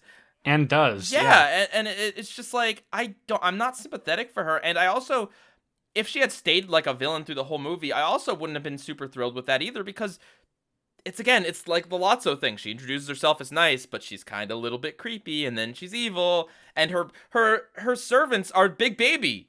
It's the same thing. It's like the marionettes are slightly different, but it's the same sort of thing where it's like common type thing that shouldn't be creepy, but people still find creepy, and they're walking around and stumbling around. Woo, same thing. I'm sorry, it is, in my opinion. I think that they could have done more with the antique aspect, because this is another thing. No. Here's the problem, Shadow. Because if you lean the other way, ultimately, whether you're left behind like Lotso or you never got played with in the first place, it's essentially the same motivation, right? You want that love, whether you had it before or you didn't. Right. You want that love. And if you're going the other way, if you're saying you want to go in the antique store direction, that's Toy Story 2. Well, no, here's what I'm getting at. Yeah. So again, in my video, I mentioned that, another thing, I'm not trying to like just plaster my video everywhere, but these are things I said. I was, again, open to Toy Story 4 because it was exploring an antique shop, and I was, kind of like, oh, it'd be really cool if they looked at super old toys that have been through a lot And they're like kind of where Woody's at in the movie. What does he do now? What do these old toys do now that they're old? You know, that's something. Those are unanswered questions as far as I'm aware. What if Gabby Gabby was just something like not looking for the whole I've never been played with thing, but like I've been through it all. What do I do now? You know, if they made a villain out of that and kind of come up with something unique, I think that would have been a completely different villain from Lotso and Stinky Pete, and it could have been cool. You know, I don't know what they do, but I think there's potential for a really creative idea in there. And that's kind of why I was disappointed in Gabby Gabby, because I was hoping they would do something like that, where it's like, I have fulfilled my purpose. What am I doing? So, if Toy Story 3 took like the real life aspect of, well, it's been so many years since the movie, so let's make it so many years, like let's make Andy older and going to college. What I feel like Toy Story 4 could have done, right? What's kind of going on right now, or has been going on with toys, is that tons of toy shops are shutting down, and video games and cell phones are hugely popular. So why does there really even need to be a villain? I mean, Toy Story 1 had Sid, but like I kind of like Sid as a villain because he's so different from the other villains that they do in the series. Yeah. He's not like evil. He's just a bratty kid. Like, but like Toy Story 4 could have been about like this concept of just that like toys aren't as useful anymore and toys aren't as loved anymore. And what happens to toys like en masse when that happens? I don't know if that could have fit with Bonnie, but so yeah. Speaking of timelines, I want to ask you guys something. Mm-hmm. Does the Toy Story universe line up with our current universe? No. Because they say 9 years ago. She's in preschool when in Toy Story 3, and then she's in kindergarten. Which happens 9 years ago, technically. Yeah. And then that flashback was before the events. That was like when Andy was still a kid. The way I've interpreted it is, we're stuck in 2012 forever. Oh God. Well, no. Okay, so Toy Story 1 and Toy Story 2 took place around the time they came out. And then Toy Story 3 also did. Toy Story 4 takes place shortly after Toy Story 3, like a year or two. Yeah. So, like, if Toy Story 3, we can say it came out in 2010 because, you know, Andy had grown up around the same amount of time that he had been from when 1 and 2 came out. So there's the same amount of time there. But in Toy Story 4, the 9 years ago thing is in reference from Toy Story 3's events to... I mean, I don't think it was meant to really be thought about, to be honest with you. That's why it's a nitpick. It's cartoon time. Yeah, it's a big nitpick. 1 year after Toy Story 3 and then 9 back is basically what it is, if that makes sense. Yeah. Sorry if that's complicated. I'd like to give my opinions on Toy Story 4 now. Please, Kuro, sorry, come on, Kuro, dude. go ahead. Go ahead. Thank you. So I've been very silent because I wanted to make sure everybody said their things before I say mine, because mine's very contrasting to pretty much everything all of you guys have said. As I expected. Ooh. For one, all of these comments seem very analytical from like a movie making perspective, whereas I was really trying to absorb myself into the world of this movie, and think about things from like the characters and their motivations rather than the writing is this and that and the character should have been this and done this with the story. And I felt like it became a very important movie to me when thinking about it that way, because Toy Story 3, I agree, it ends so perfectly, but it seems so unrealistic, at least from my perspective, for something to just have such a wrapped up perfect ending where everything works out. And Toy Story 4 shows you, well, what happens after that? And it's like, well, the ending fell apart. Bonnie, turns out, doesn't like hanging out with Woody as much as she wanted to. Woody's bored. He's in the closet. Buzz is sort of seemingly turning into a different character entirely just because of the environment he's been in. And throughout the whole movie, he's with this character Forky. And it's sort of like he's trying to project his own destiny, because that's all he's known his life is, you're a toy, you're the favorite toy, you're supposed to be there for Bonnie and everything, and that's just not Woody's life anymore, but it's what he's trying to desperately hold on to, and it's what everybody sees him as. And towards the end of the movie, where, of course, everybody wants him to stay with the toys and everything and be with Bonnie, but he's ultimately, if he did stay there, his journey would just continue the same way it was, and he was miserable in it. because things just keep happening. You can do a happy ending as many times as you want. You can do another conclusion where they all end up together, and then it's like something else could happen. Maybe Bonnie ends up breaking Forky and then moves on from there. She ends up not caring about him, just like she didn't care about Woody. And towards the end of Toy Story 4, where Woody finally does something for himself, where he frees himself of his identity as a toy and what they're supposed to do, and just chooses what makes him happy, and all of his friends tell him it's going to be okay. It was just very important for me to see something like that happen in a movie. Do you feel, Kuro, that he became like almost human in that ending scene? Yeah, exactly. Like, because like his obligation as a toy to Andy, it was over. The happy ending in Toy Story 3, it happened. This is everything that's happening afterwards. And it's just, it does, realistically, it wouldn't make sense for it to just keep going the same vibe and perfect story feel that Toy Story 3 set up. Like, yeah. it just fell apart in Toy Story 4. And at first that bothered me from like a writing standpoint, but then in the universe, it makes perfect sense. And I liked seeing how the toys dealt with that. Like Buzz, he had nothing really to do, but there was just nothing for him to do. He was trying to give himself a sense of importance, and trying to find himself in relevance to what's happening with Woody because they're friends. He feels like he needs to be a part of his adventure just because it's Buzz and Woody. That's how it's supposed to be. And Toy Story 4 to me was just letting go of how everything's supposed to be and being okay with whatever happens and choosing your own destiny. And with that, I do feel like it's better than all the other three because it's very freeing, and I liked seeing something like that happen. Your opinion is as valid as anyone else's. But I do want to say that your statement about like we're looking at things from an analytical perspective, that's not. It's the other way around. I have emotions and feelings about certain elements of the film, and I use my analytical side to explain them to you and everyone else. It's not that I'm sitting here like, I'm enjoying this movie, and then like, my brain's just like, well, technically you shouldn't be enjoying this, so don't enjoy it. That's not it at all. It's the other way around. I just wanted to say that because it's oh, not... yeah, no, okay. I was just saying I was mostly just hearing, like, because I mean, I was, like, of course, viewing it from a technical standpoint, too, like, with all the amazing graphics and everything. And, but I just felt like I was hearing more comments about the movie-making process rather than the movie. So I wanted to give a different perspective on it. So I agree with what you're saying, Kuro. Like, I agree with the ideas being explored. Like, obviously, not in the real world, not everything ends with a happy ending. You know, there's a lot of happy events, but things continue to happen afterwards. And, like, I get that. And that's why I wasn't opposed to a Toy Story 4 to begin with. You know, like, if the movies, you know, if there's more to the story, let the movie explore that, you know? Let's see what happens next. If it's not truly the end. My biggest issue is in terms of the whole, again, going back to the messages that 3 was preaching, was very much about being together and family. And I mean, yes, it is important to take care of yourself and do what you want to do. And that's something that Toy Story 4 definitely preaches for Woody's character.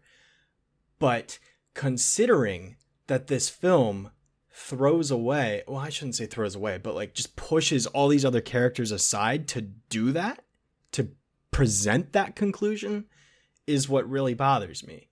Because it feels like they had to move these characters out of the spotlight completely for Woody to be able to let them go. There wasn't a huge time skip either. So it feels like it's, like, look, I think the way you're presenting things makes sense, Kuro, but, like, if the movie were about all the characters going their separate ways and saying, Woody, just like Andy did, if the characters were saying, Woody, we don't really need you to be our leader, we're all going to be scattered to the wind, you need to find your thing too, and then Woody ended up going with Bo Peep, I think that would be a lot more powerful and meaningful, but it is essentially, I see Toy Story 3's ending as not Woody choosing Bonnie, I see it as Woody choosing his friends, and whatever life throws at him with his friends is what he's going to do. In Toy Story 4, I'm going to be completely honest, I didn't get the vibe that Woody really wanted to go live on the open road. I got the vibe through pretty much the whole thing that the only reason he even really considered it or wanted to do it at the end was just because of Bo. That's the way I felt from the way it was presented to me. I nothing about Woody's character ever felt like he wants to go travel from town to town. I wouldn't necessarily say that's what he wanted either. It's rather the fact that there's nothing left for him with Bonnie. He would probably just live the rest of his days in the closet. Absolutely. But is like, that? But to him, he's still with his friends, and in 3, like again, if like Pi said, if there was a time skip or if there was some kind of chain of events that led to everyone going their separate ways, I would get that. But because it takes place like a year or two after 3 did, and they're still very much a close, tight-knit group, and then the entirety of this film has Woody separate from the group the entire movie, except for the very beginning. Like, as soon as he goes out that RV, he doesn't see Jesse or Rex or Ham or any of them until the end when he says goodbye. There's nothing in there. So, to me, it felt like all of these characters had to be away from Woody for this to happen the way it did, because... Ultimately, it's how you choose, what you decide Right. a happy ending for Woody is. If and you it's think very that subjective. if you think a happier ending for Woody is that he goes off with Bo Peep and goes on the road, then that's one thing, but that's not what was presented to us previously. It's asking us to reject the idea of family being important and sticking with them in order, versus like just kind of leaving on your own. I feel like having these two in movies that are next to each other does not make sense and is really It's almost contradictory. Well, insulting. I agree with your standpoints. Like, of course, the third movie's ending is better, but that's the thing. It's so perfect. Whereas, like, he's like, if like with the timeline, these at least 15 years have passed. We've witnessed from the first to the fourth film, and everything Woody has ever been about has been helping his kid or helping his friends. And in the third movie, he gives up going away with Andy for his friends. And now it turns out his friends don't need him. So now he gets another opportunity where he can go and have a happier life in his perspective. And this time his friends are okay with it. They don't need him around anymore. And I don't really see it as him leaving his friend, like abandoning his friends. But it's like there's a bunch of people like leaving high school. Like, you're just leaving that part of your life behind and moving on to something better. And maybe you'll cross paths again in the future. But I feel like just tying him to the idea that he needs to be with the whole Buzz Lightyear group and everything, it's just tying him to the identity of that's who Woody should be, rather than is that what he needs. But that's what Woody chose. At the end of Toy Story 3, they didn't need him. That's Well, the thing. he chose it because he didn't know what would happen, and then he saw the results of his choice, and he's like, "Wow, this actually kind of sucks." I disagree because he writes the note. He could have had his friends go off with Bonnie, and he goes to college with Andy. But he chose Which is to what be he with wanted. his friends. Right, that's what he wanted from but he chose it. He decided his own destiny, and he picked that one thing. Now, of course, yeah, in this movie they present it that thing's not working out, and that's fair and fine, but it's weird. It's such a weird whiplash between films. It is, but like the fact is, Toy Story 4 happens after Toy Story 3, so I'm seeing it as like as good as Toy Story 3 as an ending is, it's no longer the ending. Yeah, So- that's what sucks. It does suck, and Let me that's why I tackle- think it's brilliant. Let me just put it from another thing that just, like, I want things to have endings. I don't need movies and TV shows to be like life, where stuff goes on. I want an ending. I don't think there's enough of that though. Like, whenever people do that, it's always like in a lately like a Rick and Morty BoJack Horseman kind of where it's like, see, look how life sucks. Toy Story 4 shows life goes on, but it's still positive. It's the first time I we've don't know. ever had like that existentialness put in a positive manner where that's good, it's fine, not wow, your life is meaningless no matter what happens, things are just going to happen and there's no real happiness. For someone like me, though, movies are very much a form of escapism. So they're like an outlet that you can use to kind of look away from the sorrows and crappy qualities of real life, you know? And that's I think that's ultimately what it boils down to. You know, each person has a different meaning that they can take away from it. I agree, but I don't need all movies to be like that. I mean, I want to, just to take a step back, something that I like about this movie quite a bit, and that I do think, in a lot of ways, Toy Story 3 obviously wraps up and ties things back and echoes things from the first film, but Toy Story 4, Woody's situation with Forky is Woody's situation with Buzz in the first film, except his solution with Buzz was to get angry and literally throw him out a window. His solution with Forky is to rescue him from him constantly throwing himself out a window. I think that does a really good job of showing Woody's progression over the 4 films. That Woody is, throughout the movies, Woody is motivated to help his kid, whether it be Andy or Bonnie. However, now, at least at the beginning of the movie, his motivation was to help his kid through what was best for that kid instead of what was best for Woody, which was, in the first movie, pushing Buzz out a window and becoming the favorite toy again was what was best for Woody, not what was best for Andy. So I like that. I do like that about the film. Yeah, I was very surprised how far you would go, to help Bonnie, like going through her first day of preschool. I mean, in a way, he did create Forky in a way, Right, and that's cool too. I like that. I like that he, like with the note and Andy, I like how kind of like throwing the stuff on Bonnie's desk is a way to help her without breaking the realism or the mechanics of this world. It's like, that makes sense. But he's gonna let the craft tips. I really like that part. It felt like, wow, Woody's like actually not being like doing it for himself for once. He's actually doing something for his kid, And I guess in a way, he's kind of hoping like, hey, if I did something for her, she can do something for me, like play with me for once, But that was that was like the most unselfish act I've ever seen of Woody has done. So of all the films.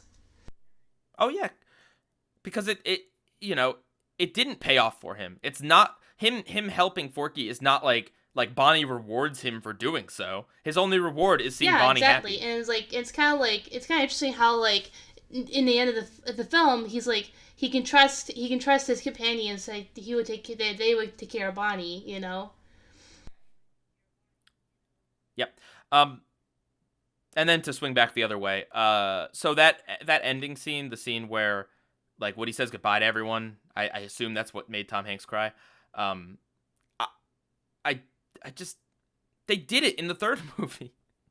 Like it was a fake out in the third movie, but Woody says goodbye to them when they're in the box, and it's like that's the tearful goodbye. And now they got to do it again, just doing it again, repeat stuff.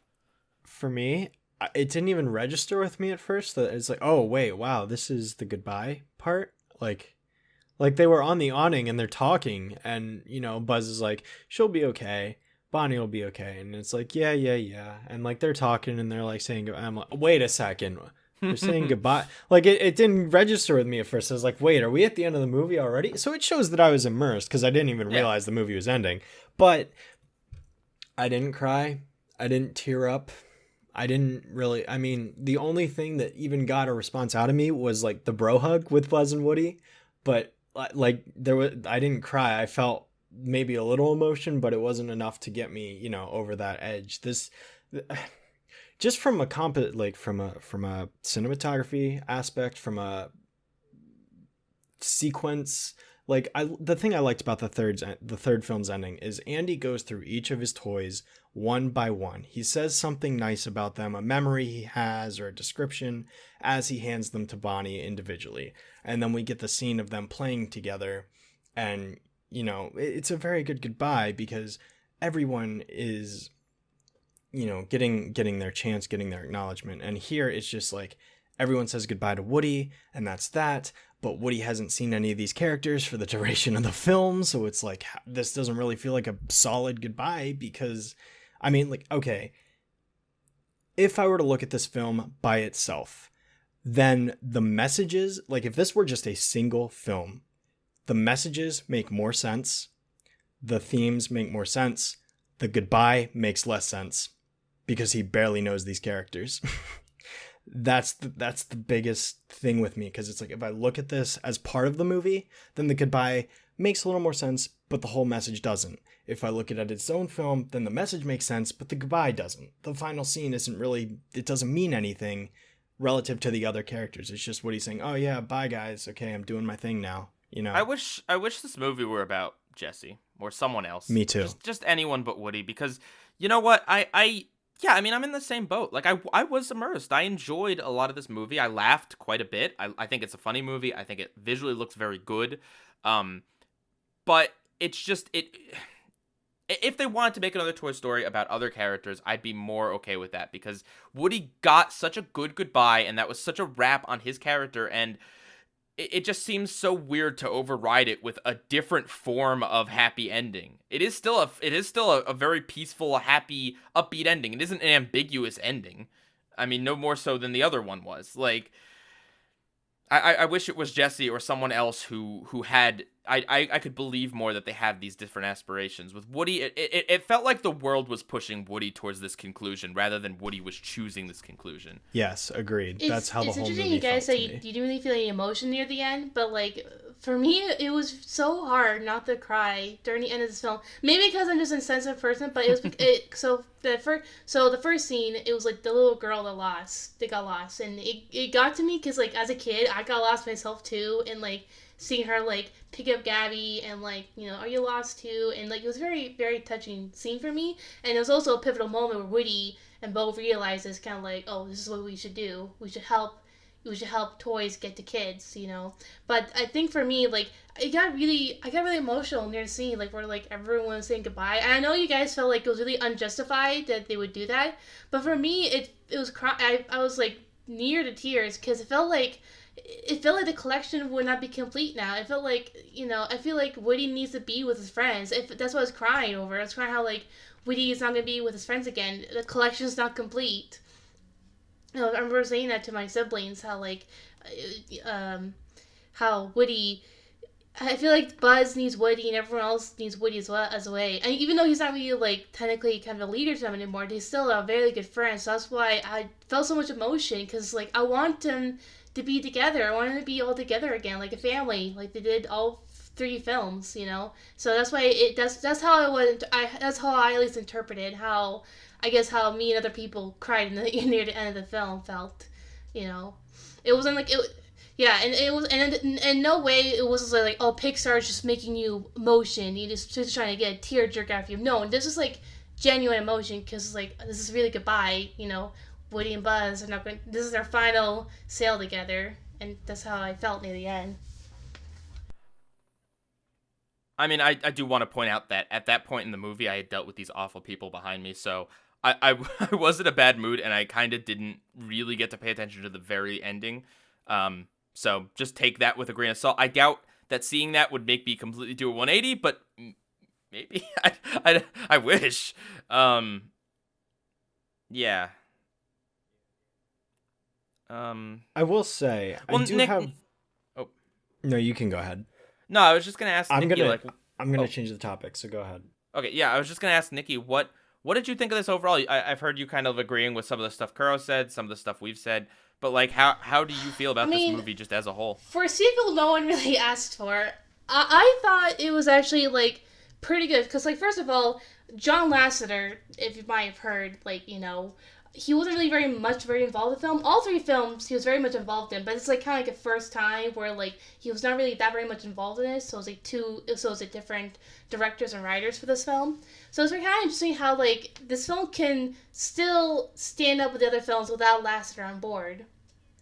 And there's some scenes that if I want to point out, there's some scenes I do like. I like the parallels when Bo was in a box underneath the car and she like tipped his hat, and then near the end of the film he jumped over and his hands were on the carousel, and he's like, oh, it's like oh, that parallels, I love that, it's so good. I love that, like the parallels, like, oh, he's in that same situation again, can you go with Bo or stay home, you know.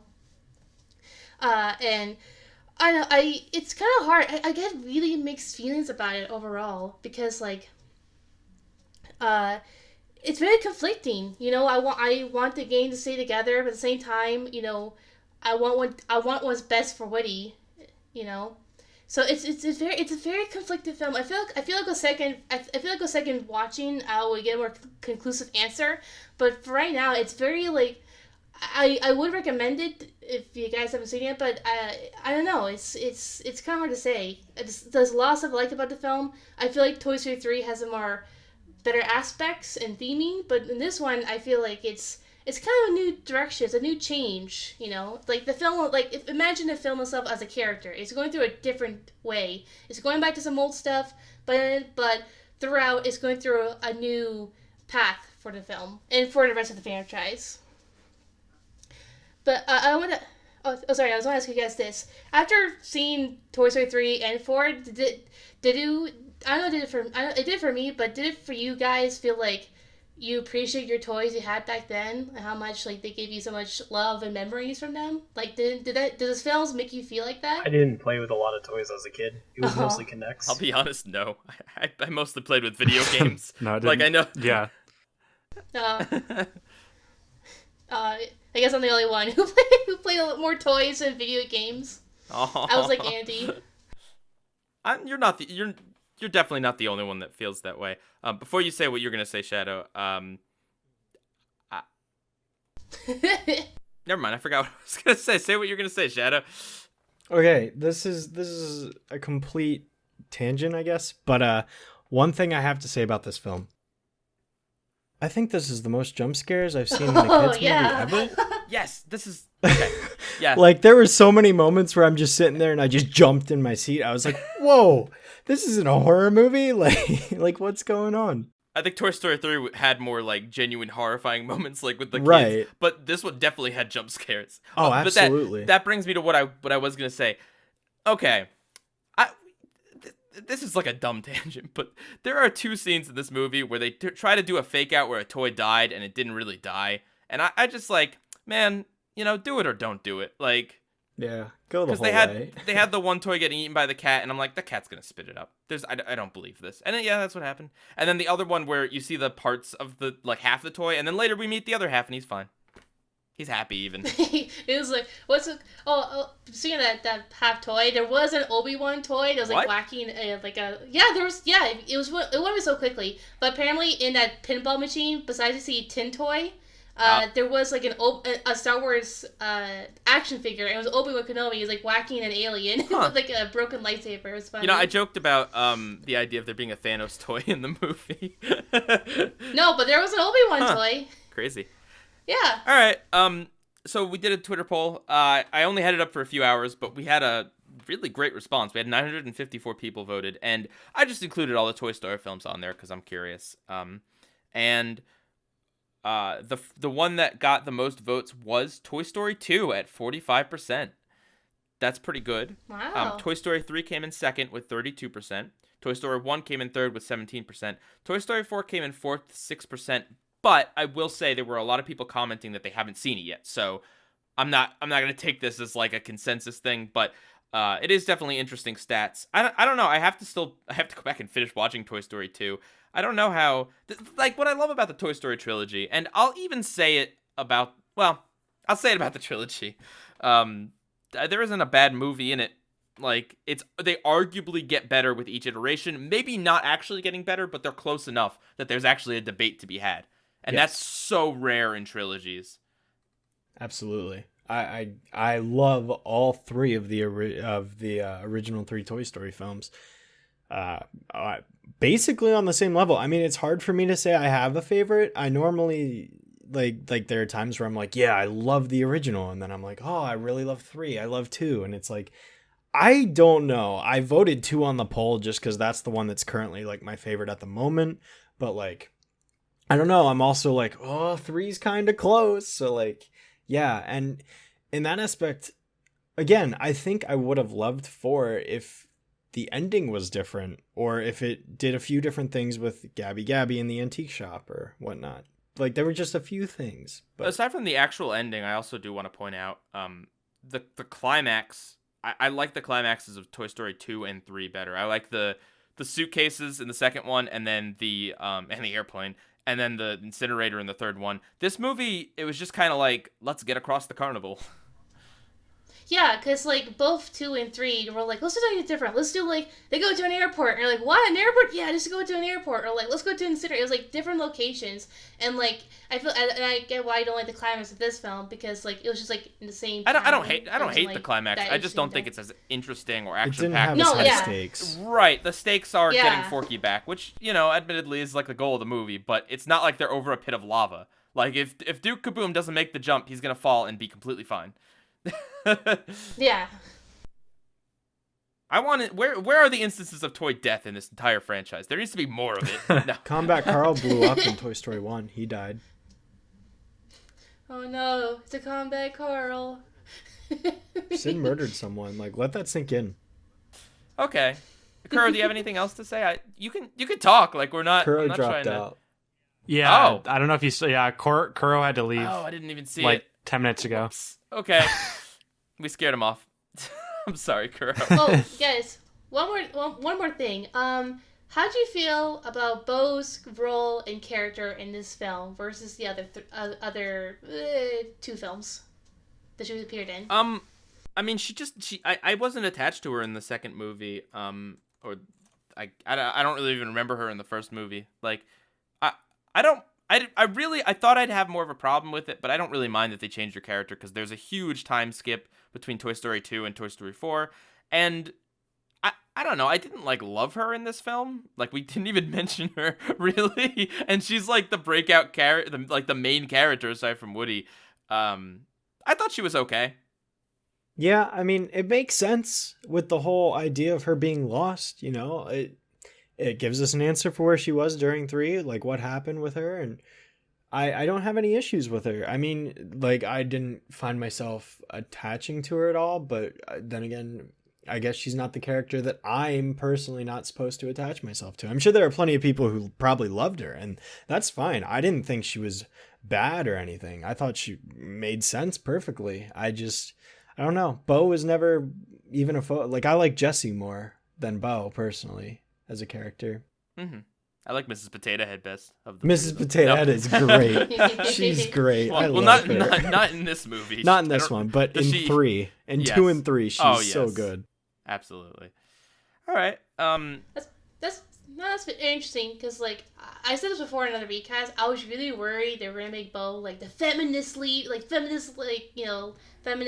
type, and she's like girl power. Like, it was like being like forceful kind of thing. I was really worried they're gonna go like basically Ghostbusters 2016 route. But I was like relieved and fairly surprised about how they done with her character in this film. I mean, you guys didn't really get very much out of her. I feel like she gave me like she's kind of similar in Woody in terms of like old leadership. You know, she's been around. She knows what's going on and such. And true, she like, you know, I don't know. I feel like she's like kind of a different character in this film than the other two. She's still like the old like playful flirty type, but like she's more focused than she has in the other two films. Mm-hmm. Yeah, I thought her change was for the better, but she still didn't leave too much of an impression on me personally. But I didn't like dislike her. I could totally understand some people like really attaching to her. Yeah, and she was definitely the main reason why Woody left. So I can see why people won't like her as much because they have such a strong attachment to Woody. Mm-hmm. Okay, so we have a few viewer comments. The Retro Oreo says, Pixar tops themselves after a series of films that admittedly haven't been quite their standard level of quality, with a few exceptions. Toy Story 4 is literally perfect. This is the Pixar level storytelling that recent films have been lacking. An emotional roller coaster from start to finish, excellently written, incredibly acted, absolutely astounding art direction. Pixar is back and with a bang. And Pixar Princess says, is it technically at the bottom of my list? Referring to a list she made about the 4 Toy Stories. Yes, but only by technicality. Is it less grand as I made Toy Story 3 out to be? Yes, sort of. See, I think having a lighter tone and making it a personal story for Woody was probably the smarter move if they were going to do this. But as someone who enjoys a good character study, I thought Woody's arc in this movie, and in conjunction with the overall growth over the course of 24 years, is the most satisfactory and well-done aspect of this film. And to answer the question of what will this movie do to justify itself existing, how about realizing your purpose is over and you're free to find a new one? It's a subtle meta, but also works for Woody's character. He's always gone on about how a toy's life is one thing, being there for a kid. And while there are characters who are happily living with children who care about them, the movie coldly reminds us that not all children treat their toys equally, and sooner or later their purpose will have to end. Woody may have prolonged the inevitable in 3, but here he's confirmed with his empty nest syndrome and an existential crisis, which begs the question, does a forgotten toy keep going or try to make their own meaning and purpose in life? But overall, it's a great film. I can't say it's flawless. There are some retreading in the same vein as 3, and I had a few questions by the end, but I had fun, and I was invested, and I think in the end, literally, it was all worth it. Okay. I will say one more thing. Just like, if Toy Story 3's... I can almost wish that Toy Story 4 and Toy Story 3 were merged in a way. I wish... If Woody's decision at the end of Toy Story 3 was to become a lost toy or whatever, like if Andy wasn't going to take him to college, if it was essentially Woody and the gang are left dusty in the attic or they go on their own adventure and do their own thing, like, I love the Bonnie ending, but I think that could have worked as well. And I do get what people are saying with that argument of Woody finding something that isn't just caring for a child, because that is like his sole thing through the movies.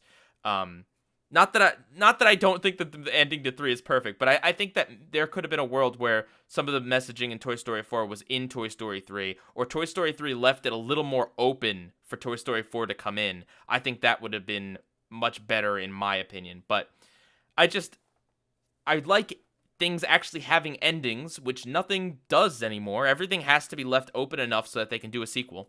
That's it. That's stories. That's nothing ever ends anymore. So yeah, ultimately I definitely have to pick Toy Story 3. For me, I think I've also made it pretty clear that I'm going to pick Toy Story 3 as well. Pretty much for exactly what you said, Pi. I mean, ultimately, I'm still not against the idea of a fourth film existing. I never was.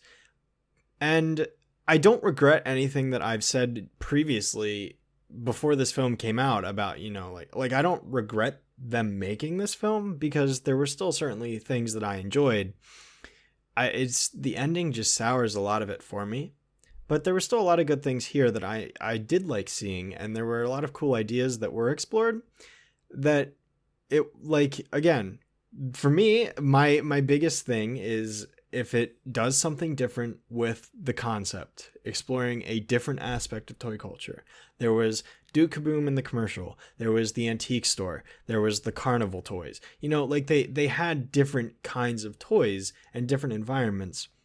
But that was all background stuff. It was background stuff, but it was also... Sorry. No, it's fine. I just lost my train of thought. But, okay. The biggest thing with me is that ending and all the characters just taking a seat.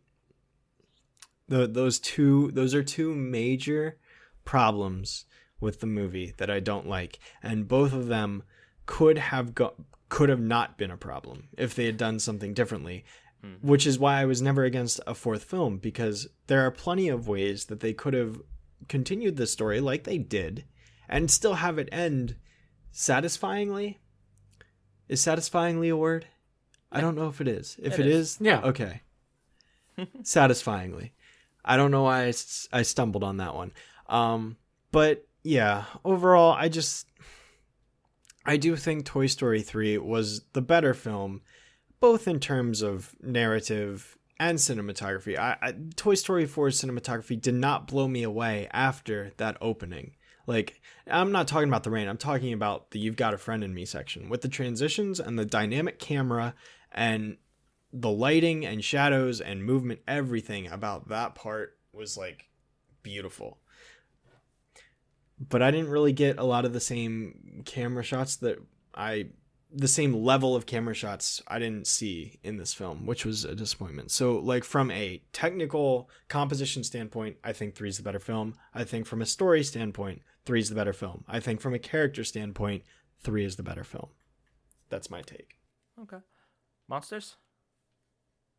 Well, I'll start out by saying that I'm very clearly not the biggest Pixar Disney fan.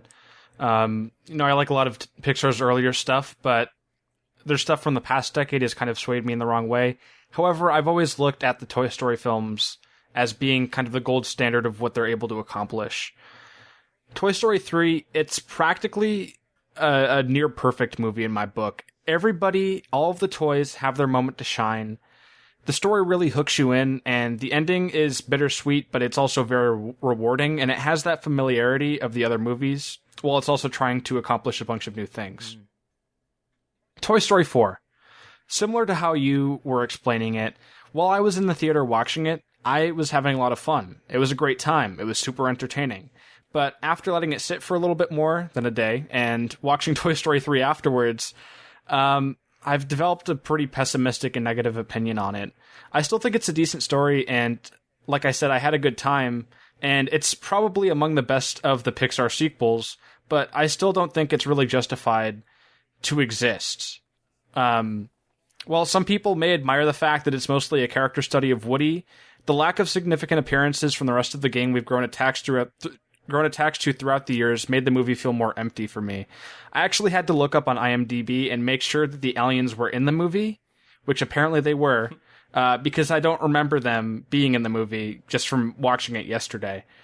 And as Toy Story 3 makes it very clear, the story of the first three movies kind of comes full circle when Andy's journey is complete and they're handed off to Bonnie, and they're Woody's lifelong friends.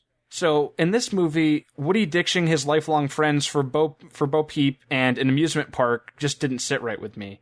I'm sure that, this is kind of besides the point, but there's also other toys. Even the ones in the closet, they're like, oh, it's your first Dust Bunny. There's a bunch of other toys that Bonnie probably didn't care about. And a lot of our familiar characters from Toy Story, Bonnie probably didn't care about as much. But, it's still very important that he's there for his friends. And if there's anything we learn from Toy Story 3, it's that it's super important for that group to stay unified and to stick together. And like you also mentioned, Pi, lasting impressions are important. The ending is so important because it's the last thing that you think about.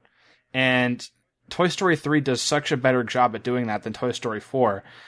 The themes in Toy Story 4 of finding purpose and listening to your inner voice were falling a bit on the heavy-handed side for me. And they kind of felt like in many ways they were stepping over a lot of what we saw in Toy Story 3. And I'm not necessarily upset at the separation of Woody from the gang because it's sad and it's unfair and maybe it's too realistic for a movie. Like I mentioned earlier, I love escapism. Real life sucks, so sometimes movies can kind of make you feel better about that stuff. So it's not that. It's not that it's sad and it's unfair and it's not satisfying. It happened. It didn't evoke any emotion out of me. I was pretty apathetic. It just didn't feel very warranted or necessary. I couldn't buy into it. And I'm usually a sucker for existential things. I love that sort of nihilistic existential things questioning your existence, but I don't think the movie really explored enough of that area to get me to really have an interest in it. And yeah, Key and Peele, completely unnecessary. The trailer where they were in, it really scared me because I didn't like their dynamic in that. Pretty much the same thing in the movie. Don't like Gabby Gabby. I didn't really find this movie too funny. It unfortunately didn't evoke any emotion out of me like Toy Story 3 did. I would have been happy if they just kept making, short TV specials. I really don't think this movie should exist. Even though I haven't seen the TV specials. They're good. And if I had to rank Toy Story movies, for me it'd probably be 3, and then 1, and then 2, and then 4 in terms of favorite to least favorite. That's my tangent over. Okay. Yeah. I wish, like, the thing with the ensemble, the thing that gets me is I would rather have those characters not have been in the movie at all. If it had been about a different toy, or if they haven't even come on the trip, like, to have your favorite side characters just kind of sitting there doing nothing. This could have been a Woody spinoff, for all I care. Yeah, it really could have. It could have started with Woody leaving. Like it starts off with Bonnie older, and Woody saying, you know what, the time is coming again, and I need to go do my own thing. And then the rest of the story is about him finding his own thing. That would... The cowboy walks out into the sunset. Yeah, that'd be a much better movie in my opinion. All right, but Nikki, do you like Toy Story 3 or Toy Story 4 more, and kind of what's your final thoughts? Alright, so, it's kind of like reiterating what you guys said and what I said about the lasting impressions.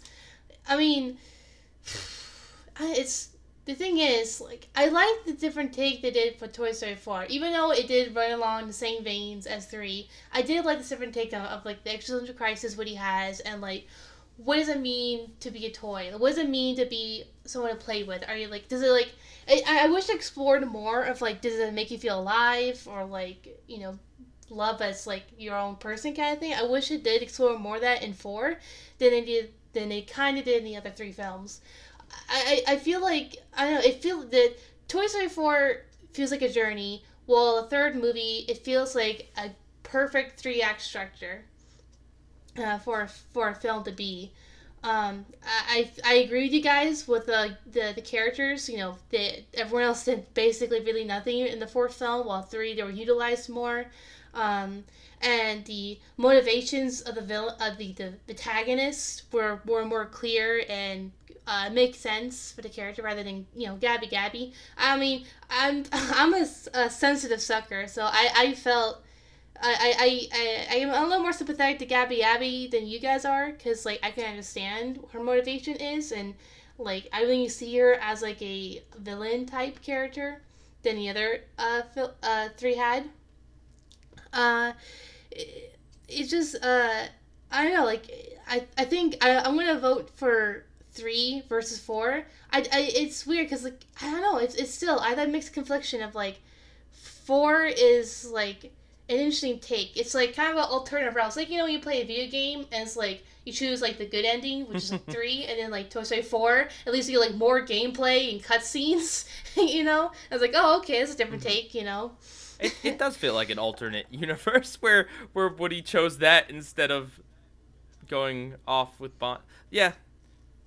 Doesn't it? Yeah, it feels like it almost like a DLC. Like, oh, what happens if these characters it is, you know? But it's a whole movie now. I mean, the quality is... I'll give Toy Story 4. It has amazing quality of animation. But I love the colors and the vibrancy of 3 more. I think I have to go with I have to go along with you guys. I'm going to stick with 3. 4, I feel like, and this is another thing I want to take away from this, because I know people are upset about, like, you know, Toy Story 3's ending was perfect, 4 should be made. The thing is, it's up to you how you want to interpret the Toy Story films. If you don't want to watch 4, that's fine, you know, but don't tell people to not see Toy Story 4 because it's a waste of time. It's not. It's an enjoyable film. I mean, it depends on where you stand on the whole death of the author thing, to be honest. No, I would never tell someone not to watch this movie. I would, I mean, if you've listened to us spoil the whole thing and still haven't seen it, my takeaway is, if you kind of were afraid that this one would kind of step all over Toy Story 3's ending, you probably aren't going to like this movie. If you want something a little different from the Toy Story trilogy and you're okay with it kind of backtracking a little bit from 3, then yeah, no, go. You'll enjoy it. Like, you will. Like I said, it's, you know, I think this was a good discussion. I think this was really interesting. And also, Toy Story 4 has only been out for a few days at this point, so, you know, maybe things will sink in more and opinions will change. Maybe new takes will come out that'll make us appreciate the film more or less. You know, who knows? But I've seen a lot of positivity about this movie, so I don't really feel bad in, you know, kind of having a little bit more of a critical take on it. Kuro, I don't know whether he would have picked Toy Story 3 or 4. It sounded like he would have picked 4. It sounded like he would have picked 4 from what he said, yeah. Mm-hmm. But he was definitely more positive on it, and I'm glad he was here to offer that counterbalance. I really hope I didn't upset him in how I stated my opinion, because there really is no... I'm sure there is no hard feelings at all. You know, I just feel strongly about it, and I'm sure he feels strongly about it too, and that makes for good discussion, in my opinion. Yeah, absolutely. All right, so trivia. Since there's a lot of you guys, we're going to do something a little different. You guys are going to be on a team, okay? You're playing against me this time. I have 5 quotes from across the Toy Story franchise. You guys have to tell me who said it and what movie it's from. Oh my gosh. Well, I'm going to win. Let's do this. If you get 3 or higher, you guys beat me. If you get 1 or 2 right, then you lose. Or less. Okay. All right. Let's get it. Here we go. Hey, it's not suicide. It's a rescue. The quote sounds like it's from Toy Story 2. It's not suicide. Oh, it's not suicide. It's a rescue. Oh, it's. I think it's Rex from Yes, it's Rex from Toy Uh, Story 2. I think it is. Either Rex from Toy Story 1 or I 2. think it's Rex from Toy Story 2. Well, let's go with that. Okay. Are you sure? I think it might be from Toy Story 1. It's not suicide, it's a rescue. No, I think it's when they bust into the collector's room, to Al's room, no, maybe it's a different scene. There's something about I need a final answer, guys. We're supposed to guess the character, Character right? and the movie. Both of them. Oh. You don't So get the it's point definitely unless you get Rex. them both correct. It's definitely Rex. I feel like it's from Toy Story 1. When like they were talking through Andy's Sid's bedroom. What do you think, Monsters? I literally have no idea. I'm Which loving one this. do you want to I'm go trying- with? I would be awful at this. I am the worst at quotes. Not suicide, I swear rescue. Rex says it. Like Rex I can says it. hear I know it for in sure. his. Rex I can says hear it. it in his voice. But Rex where says it for does sure. he I say am it? 100% sure. Yeah, that's what I'm trying to figure out. Is either 1 or 2. Rex says it for sure, 100%. I was trying to remember if it was I 1 or 2. feel like it's in Al's room when they rescue Woody. But I could be wrong. But I feel like that's... Alright, what do you want to do? What do you want to go with? I'll take the blame if this one's wrong. You know what, Monsters, you're gonna be the house speaker, all right? Since you don't have anything else to contribute, you decide. Alright, so it's Rex. So, Nikki, you're saying Toy Story 1. Shadow, you're saying Toy Story 2. Oh, boy. It's definitely Rex. It's just I can't remember the instant. Come on, Pick Monster. 2, and if we get it wrong, I'll take the blame. Just do it. All right. Well, in that case, let's go Toy Story 2. Which character? Rex. You are correct. Yes. But Okay. but Shadow, I don't know what you're Oh, talking thank about because goodness. he says it when Woody jumps out the window to rescue Wheezy. Not anywhere near Al. Oh yes. Okay. Now I remember. Interestingly yes, now I enough, remember. Took a the gamble word with that suicide also appears in Toy Story 4.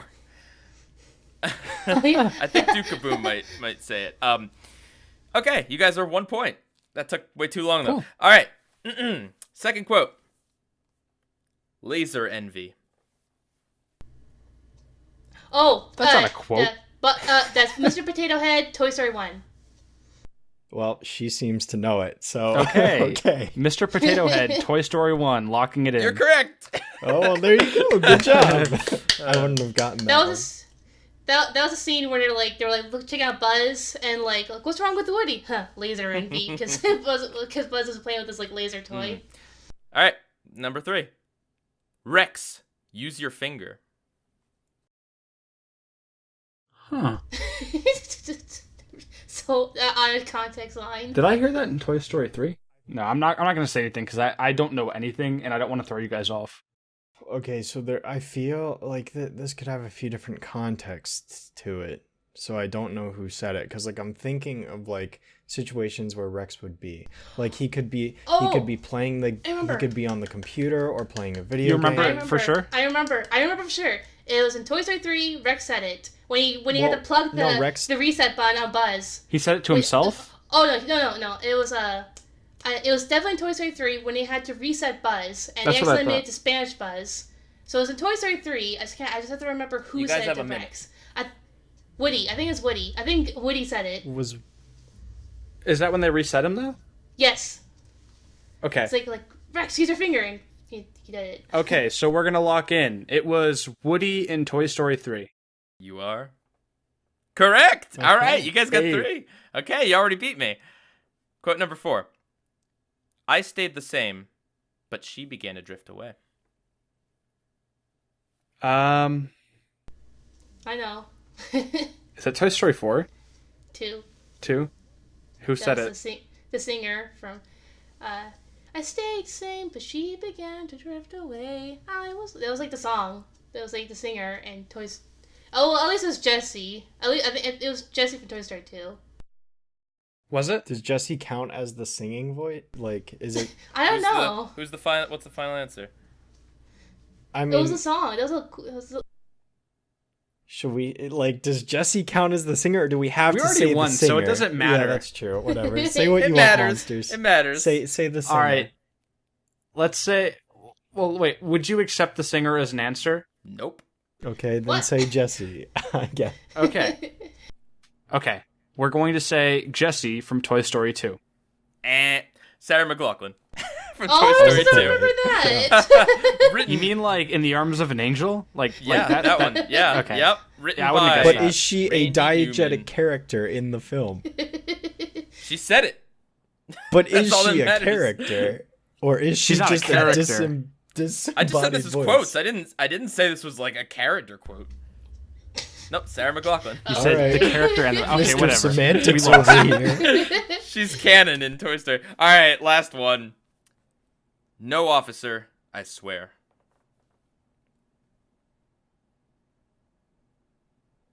It's so vague. When did they run into a police officer? Or maybe it's not a police officer. Maybe it. Oh! No, wait. I think I know this one. I think this is Bonnie's dad from Toy Story 4. It's trivia for all 4 films, Pi, or just the first 3? It's all 4. Yeah. Oh, Because remember with the RV when it's like all bumpy and he's outside talking to the officer. No, officer, was that it? This makes sense. I mean, we already won, so like, I don't see why. All right, we you guys shouldn't want to go for with it? Yeah. yeah. Okay, go for so it. we're gonna say Bonnie's dad from Toy Story 4. Nope. If I tell you it's Toy Story 2, does that help? Not for me.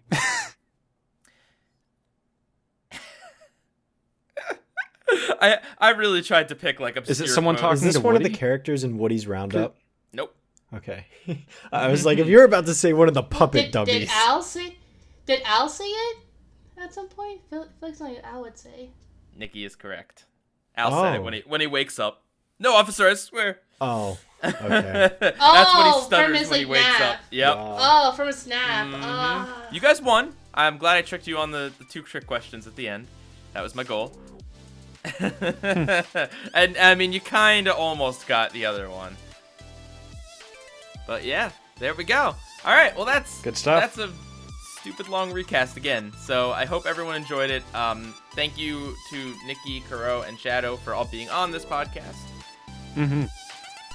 Thank you. Thank you. Thanks, guys. All right, Pie Guy rules out. See ya. Bye. To infinity and beyond.